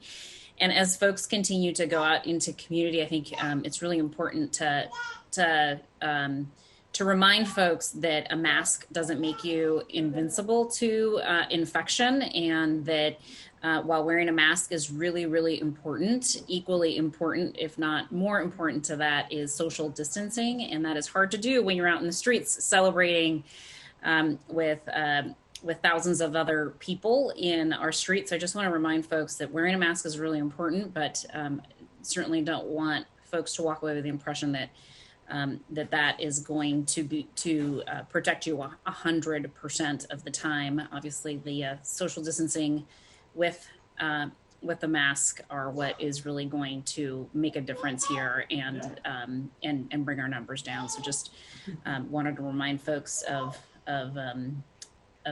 those two strategies that are critical for continuing to contain and get the COVID-19 infection back under control. Thank you, Council President. Yes, I think I only emphasized the mask wearing. Absolutely. Thank you for bringing up the social distancing, and especially want to underscore that point as public health leaders have been saying. So many families and friend gatherings have now moved from outside to indoors because of the bad weather. It is part of the reason we are seeing an increase in cases. So do not do that. It's not a good idea. And it is not going to prevent you to sit across the room from each other when COVID remains alive in the air. So an airborne disease must require both the mask and true social distancing. Thank you, Council President. And let's not forget, higher numbers of Black and brown folks are not only contracting this disease, but are dying from it. From a racial equity perspective, let's all do our part. Absolutely. And we have been seeing that the modeling is telling us that the occasions and instances in which we are seeing much of the infection is during family gatherings where people are not wearing masks and not physically distancing. And so we are coming up on holidays. This is a hard time for all of us. It's hard to be away from our friends and our family, but really important for us to get back to business as it relates to compliance with these public health recommendations, so that we can literally save the lives of our relatives and neighbors and other community members. So appreciate you bringing up that really important subject during this period of time. 1,000 people a day are dying right now across the country. So this is very, very serious. Okay, thank you so much for having that conversation with us. I'm sure all of us are going to be pushing out more information about the public health ongoing response to COVID-19 and how to continue to protect ourselves. Right now, we're going to go ahead and hand it over to Councilmember Peterson, and then we will hear from Councilmember Salant. Good morning. Thank you, Council President, and thank you, Chair Mosqueda, for your leadership on the budget process. I really appreciate it. The Transportation and Utilities Committee has no items on today's full City Council agenda. Our Transportation and Utilities Committee will resume its meetings on Wednesday, December 2nd, directly after the fall budget season. In District 4, I want to thank constituents who signed up for my virtual office hours and who talked with me this past Friday afternoon. Key topics this week were public safety and trash accumulation, which has become a major problem. Please sign up through my website for office hours, and we'll talk by phone or Zoom. I know many of us are breathing a sigh of relief that Donald Trump lost the presidential election, and we have high hopes for the new administration of Biden and Harris. While this positive change may reduce the political temperature, I know it must not reduce our resolve to revamp public safety and increase police accountability at all levels of government. At the national level, we must once again have a Justice Department that supports federal oversight of local police departments, as we had under the Obama administration with the federal consent decree that's still in place here in Seattle. At the state government level, we must continue to encourage our leaders in Olympia to enact a much higher standard for police reform so that we no longer need to negotiate justice with each new police union contract. At the local level, I'm confident we are recommitting ourselves to revamping the police union contract here to root out institutional racism, to support the good work of our first responders, and to reinvest resources in a way that truly increases the health and safety of all communities. While we will certainly disagree and debate how to get there, I remain confident that together we will get there. I know we're also excited about the election results for the Seattle Transportation Benefit District. The measure was well crafted. It was a group effort. It won over 80% of the vote here in Seattle. And while bus ridership is at historic lows today, our bus system remains vital for our essential workers during the pandemic, and we have increased transit needs around West Seattle while the High Bridge is closed. The measure, approved by over 80% of voters, authorized up to $9 million for capital improvements in 2021 to support infrastructure maintenance and capital improvements that maximize efficiency and reliability. So looking forward to implementing that with SDOT and with my colleagues here. Thank you. Thank you so much, Councilmember Peterson. Are there any questions or comments on that report? Hearing none, we'll go ahead and hear from Councilmember Sawant and then Councilmember Strauss. Good morning. Good morning. Thank you, President Gonzalez. Good morning, everybody. There are no items on today's City Council agenda from the Sustainability and Renters' Rights Committee, which has no regularly scheduled meetings until the budget deliberations conclude. I wanted to thank the progressive organizations and the People's Budget Movement and those supporting the Solidarity Budget for really pushing on concrete gains for renters' rights, tiny house villages, the Green New Deal, and the Africa Town-led affordable housing, all of which have been strongly supported by our Socialist Council office in the Form Bs we brought forward from my office. We will continue to advocate for an increase in the Amazon tax to stop the draconian over $200 million of cuts to housing and services that exist in the mayor's proposal. Millions of working people around the country celebrated the defeat of Donald Trump in this unprecedented election. In fact, working people and young people from around the world who were watching anxiously these last few days, hoping for Donald Trump's defeat, are heaving a collective sigh of relief. As a socialist and union member and a working class elected representative, I join in the celebration of the downfall of this deeply reactionary, anti-worker, racist, sexist, anti-immigrant president. Not only have Trump's policies been a disaster for working people, women, communities of color, and immigrant communities, but his election and presidency have actively emboldened right-wing populism, racist ideas, and even far-right violence. Congratulations also to all the left progressives and socialists around the country who were elected or re-elected last week, including the election of Cori Bush and Jamal Bowman, and the re-election of Alexandria Ocasio-Cortez.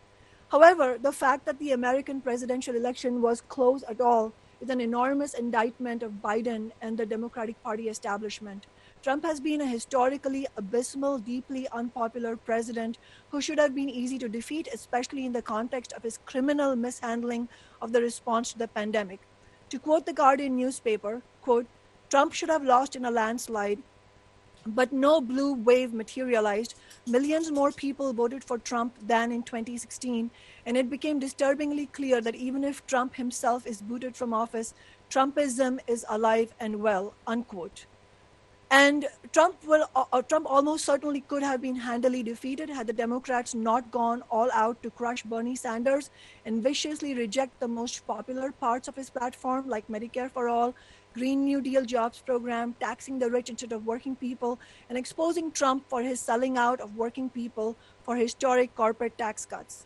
That would have been the platform that could have united tens of millions of working people and young people across race and other divisions and wiped Trump off the map, but the Democratic Party rejected it offhand in favor of defending the status quo. Exit polls show that between 58% and 75% of voters who voted for Biden report that their vote was primarily a vote against Trump, not for Biden. In reality, Trump and the Republicans, of course, represent an agenda extremely hostile to ordinary people, and they have fomented racism, bigotry, and xenophobia But the tragic reality is that there is no strategy inside the Democratic Party to fight these racist and reactionary ideas. And we need a party that represents the interests of tens of millions of people and a party that will help build mass movements, none of which the Democratic establishment have been willing to do. Two very sobering statistics. About 40% of households with a union member went for Trump. This is the best margin for a Republican since 1984, which was the election that gave Ronald Reagan his second term. And another fact, Trump got the highest support from voters of color of any Republican candidate in 60 years. So it is clear that it's an extremely risky strategy for the Democratic Party to refuse to take up progressive issues that will successfully push back against the right wing, drawing in working people who are angry at corporate politics and end up voting Republican because they feel they have no other choice. No one should be surprised that several establishment Democrats whose campaigns refused to stand for any progressive issue either lost their seats or very narrowly won. All through the primary, the Democratic Party claimed that rejecting Bernie Sanders and his campaign platform would help them in these so-called down-ballot races. And shockingly now, those same establishment Democrats are blaming their losses or their near losses on progressives, on socialists, and on the Black Lives Matter movement for their own failures. In contrast, for example, every single Democratic candidate who co-sponsored Medicare for All in a swing district kept their seat, which again is no surprise given that polls have consistently shown a majority of the US electorate is considerably to the left of both party leaderships on issue after issue, environment, electoral reform, Medicare for All. In fact, an exit poll done just on November 3rd, ironically by Fox News, showed 72% of voters want Medicare for All. Even in states that went to Trump, progressive ballot initiatives won by wide margins. In Florida, a $15 minimum wage ballot measure was approved by voters by more than 61%. And in every state that had a marijuana legalization measure, every state won that kind of measure. And many of those are deep red states that went for Trump. The New York Times quotes Congresswoman Ocasio-Cortez expressing her frustration with the Democratic establishment's attacks on the left inside the party. This is I think, today's article, and their view of looking at progressive issues as the enemy. She said, quote, "I don't even know if I want to be in politics. It's the lack of support from your own party. It's your own party thinking you're the enemy." You mean, she's referencing progressives. So Trumpism will not end with Trump unless working people build independent fighting mass movements and begin to build our own party for the working class.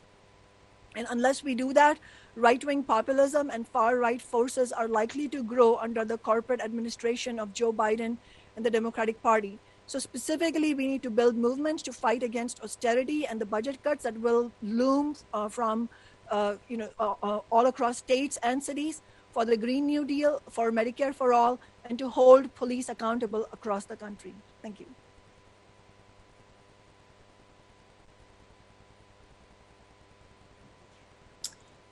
Thank you so much. Are there any comments or questions on that report? Okay, hearing none, we'll go ahead and hear from Councilmember Strauss and then Councilmember Herbold. Good morning. Good morning, Council President and colleagues. There are no items from the Land Use and Neighborhoods Committee on today's introduction and referral calendar, and there are 6 items from the Land Use and Neighborhoods Committee on today's agenda. 4 appointments to the Historic Seattle Preservation and Development Authority Governing Council, 1 appointment to the Pike Place Market Preservation and Development Authority Governing Council, and 1 appointment to the Seattle Chinatown International District Preservation and Development Authority Governing Council.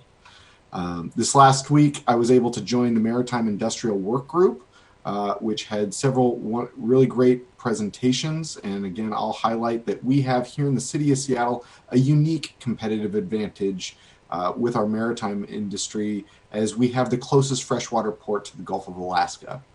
This coming week, I'll be joining the Ballard District Council for their regular monthly meeting. And here in District 6, I continue to host District 6 resident meetings every week.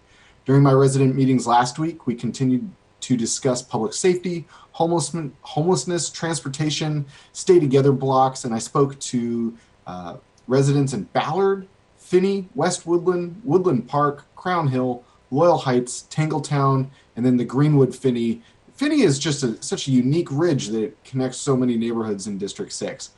So met with a lot of folks last week, and I continue to meet with residents every week. If you'd like to join me, please sign up on the form on my website. We're scheduling about 2 weeks out at this time. Thank you, Council President. Thank you, colleagues, and thank you to all the Black women in the United States that made this last election getting Joe Biden and Kamala Harris elected. Thank you, Council President, colleagues. Thank you, Councilmember Strauss. Any comments or questions on that report? Okay, hearing none, we'll go ahead and hear now from Councilmember Herbold, and then I will conclude with my report. Councilmember Herbold. Thank you so much. What we have on the agenda today, on the full council agenda, is one bill from the Public Safety and Human Services Committee. That is Council Bill 1199-45. This is an ordinance related to civil service commissions.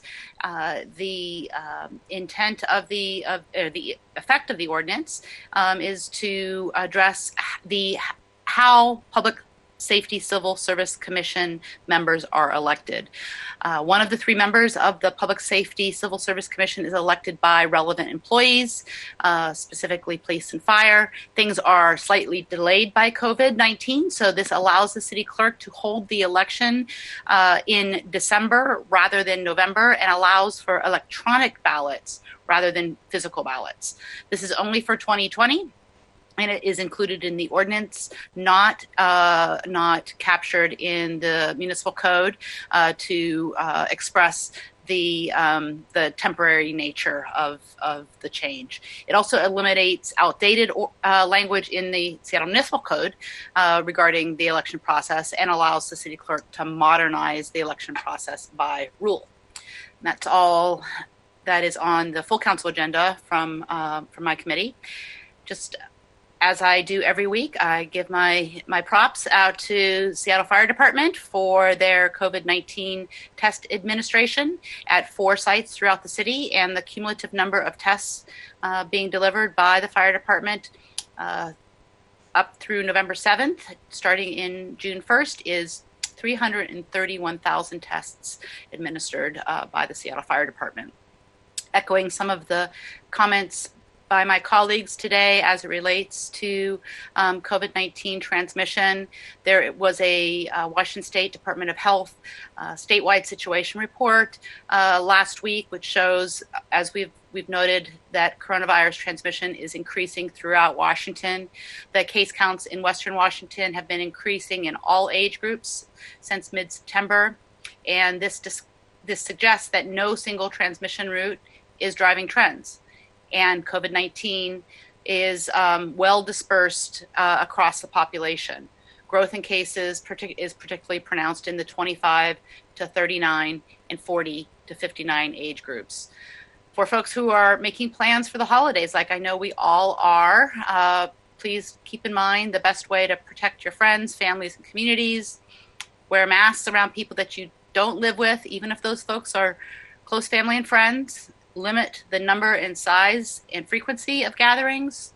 Wash your hands frequently, get your flu shot, stay home if you're sick, and if you think you've been exposed, call your doctor or visit kingcounty.gov/COVID/testing for free testing appointments. Another reminder that open enrollment for health insurance is November 1st through January 15th. The King County Health Insurance Navigators are offering personal help with the enrollment process at kingcounty.gov/coverage. And you can also call the King County hotline for health access and insurance questions, 1-800-756-5437.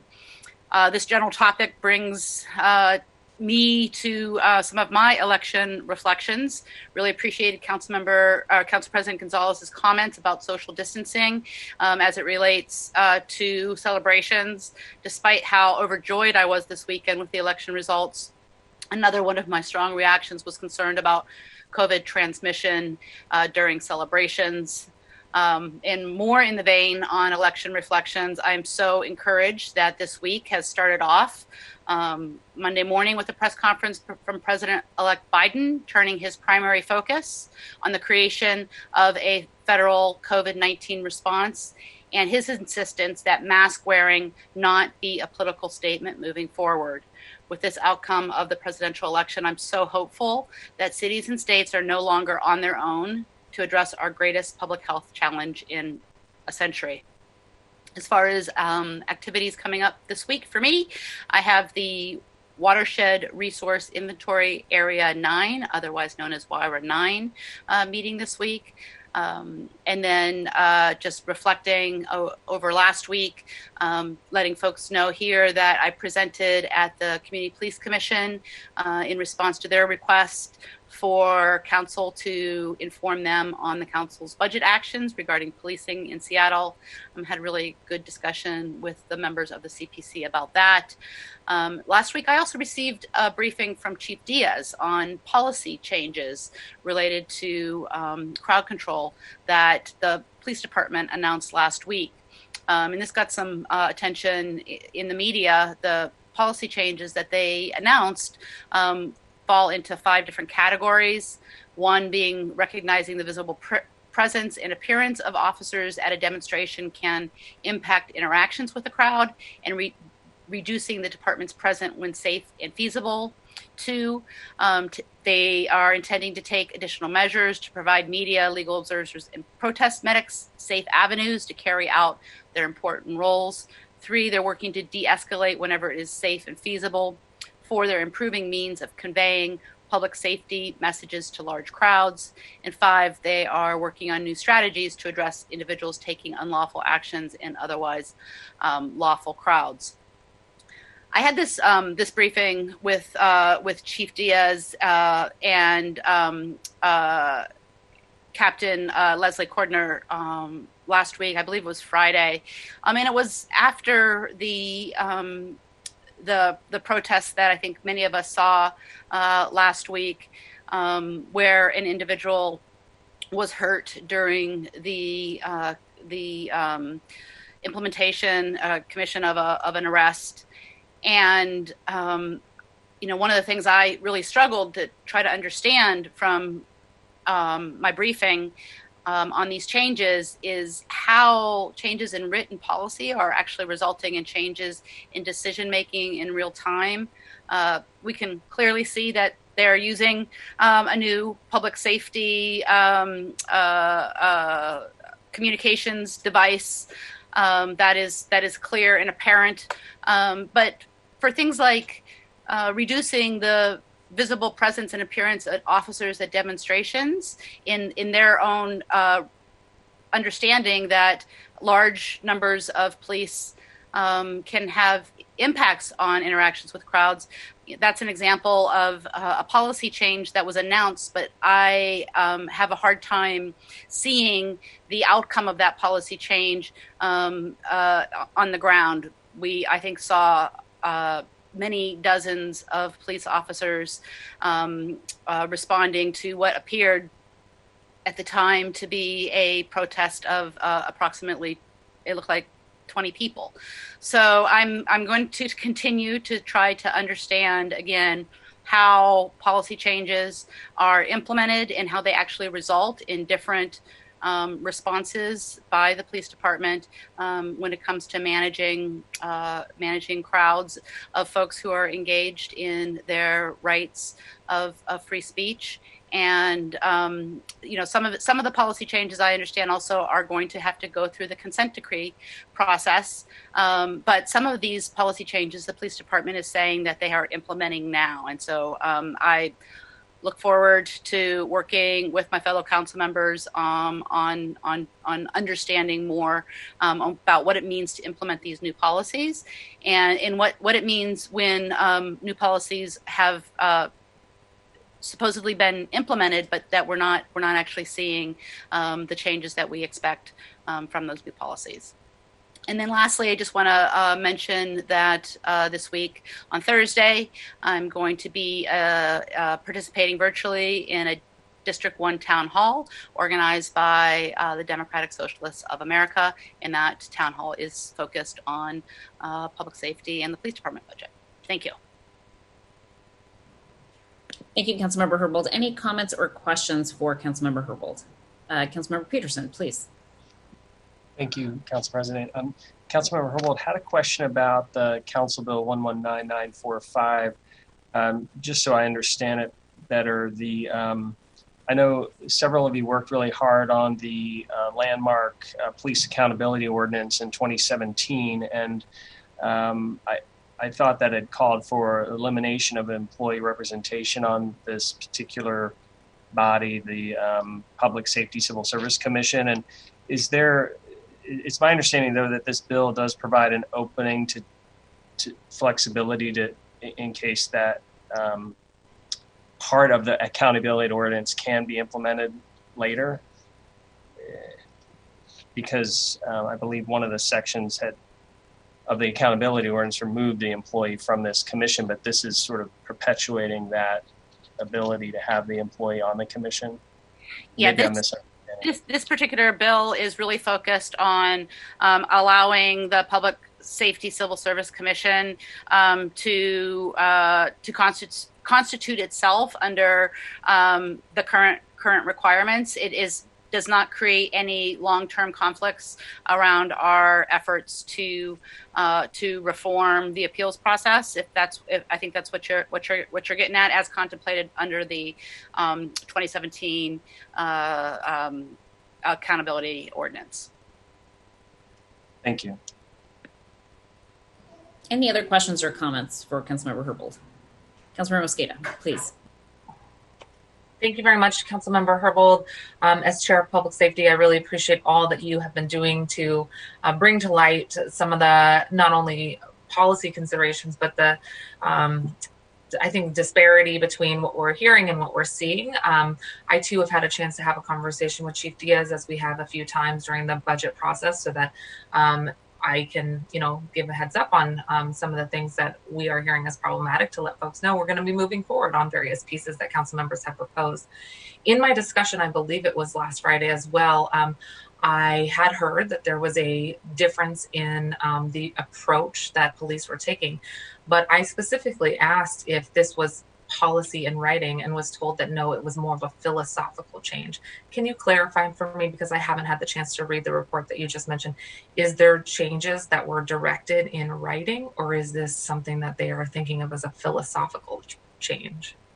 Councilmember Mosqueda, that's a really good question, and that's the part at which I was trying to understand better from SPT in my briefing. There wasn't a report, right? There was a blotter post that the media has reported on, and in that blotter post, that SPD blotter post, it identified these five changes, and I've asked whether or not there are policy changes in writing. And there are going to be policy changes in writing, but those policy changes are going to go through the consent decree process, which means they're reviewed by the monitor and the DOJ, and then brought to the judge. And there's an opportunity for our accountability partners to weigh in on those written changes and policies. But in my briefing, there was discussion that some things will have to go through the consent decree process and some things won't. And some of those things that don't have to go through the consent decree process, they're implementing now. And even if it just seems to me that we all are familiar with the police department's, 500-page odd policy manual. Many of these items that go into the policy manual are things that have to be flushed out beyond 5 bullets. So I'm trying to figure out where there is a change that is going to be reflected in the policy manual that we can see now. If they are saying that they're implementing some of these changes now, I would like to review them in a way that is more expansive than a 5-bullet blotter post. And that's what I'm trying to figure out is which things are going to be going over here through the consent decree process and which things are they doing now. Follow up, Madam President, very briefly. Thank you very much, Councilmember Herbold. Appreciate you following that line of questioning to make sure that there is information in writing that is not only transparent to us, but members of the public and press as well. I really appreciate your leadership on that. And I do want to recognize that some of their recommendations have to do with the safety of the police, interactions with members of the media, legal observers, and medics.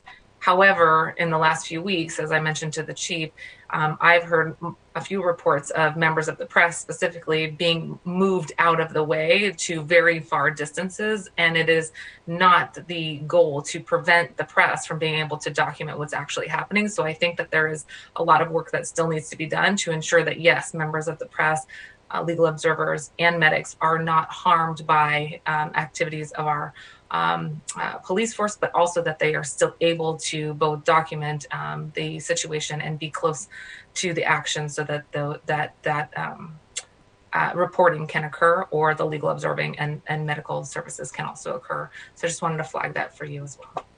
Thank you, Councilmember Mosqueda. And you have just reminded me of another issue related to the right of not just the media, but the right of the public to observe. We have an Observer's Bill of Rights that the council passed several years ago, and it is all about the ability to observe and document police interaction with the public. And in my viewing of some of the activities last week, it appeared that the distancing of the public from the activities of the police department in relation to the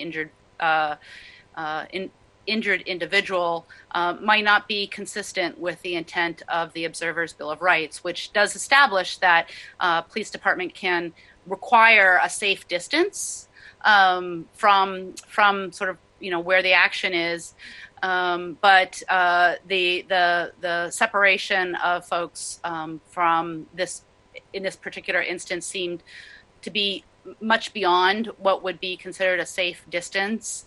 And then there was a lot of concern about the interference of police flashlights and lights with the efforts to create photographic evidence. The shining of the lights on protesters who were trying to capture what was happening made it impossible in some cases to do so. So really interested to see more about, again, how we can ensure that we're preserving these precious rights that we have, the rights of folks to engage in First Amendment activity while observing the law and not doing damage to our city or doing damage to people, but observing the First Amendment rights of protest, as well as the press's ability to document, and the ability of people who are medics to assist folks in harm's way. So thank you. Any other questions or comments for Councilmember Herbold? Okay, hearing none. I also want to echo my thanks to you, Councilmember Herbold, for continuing to make sure that we have all the information we need as our Public Safety Chair, and appreciate the ongoing work here. And also just want to acknowledge the comments that were also made by Councilmember Morales. I too also echo those remarks, and those frustrations I think are shared amongst all of us in terms of our ongoing desire to want to make sure that we are first and foremost protecting people who are exercising their First Amendment rights on the street, whether it's media or protesters. And so really appreciate the opportunity to have a conversation here, and look forward to getting more information as it becomes available from you, Councilmember Herbold. Really appreciate that.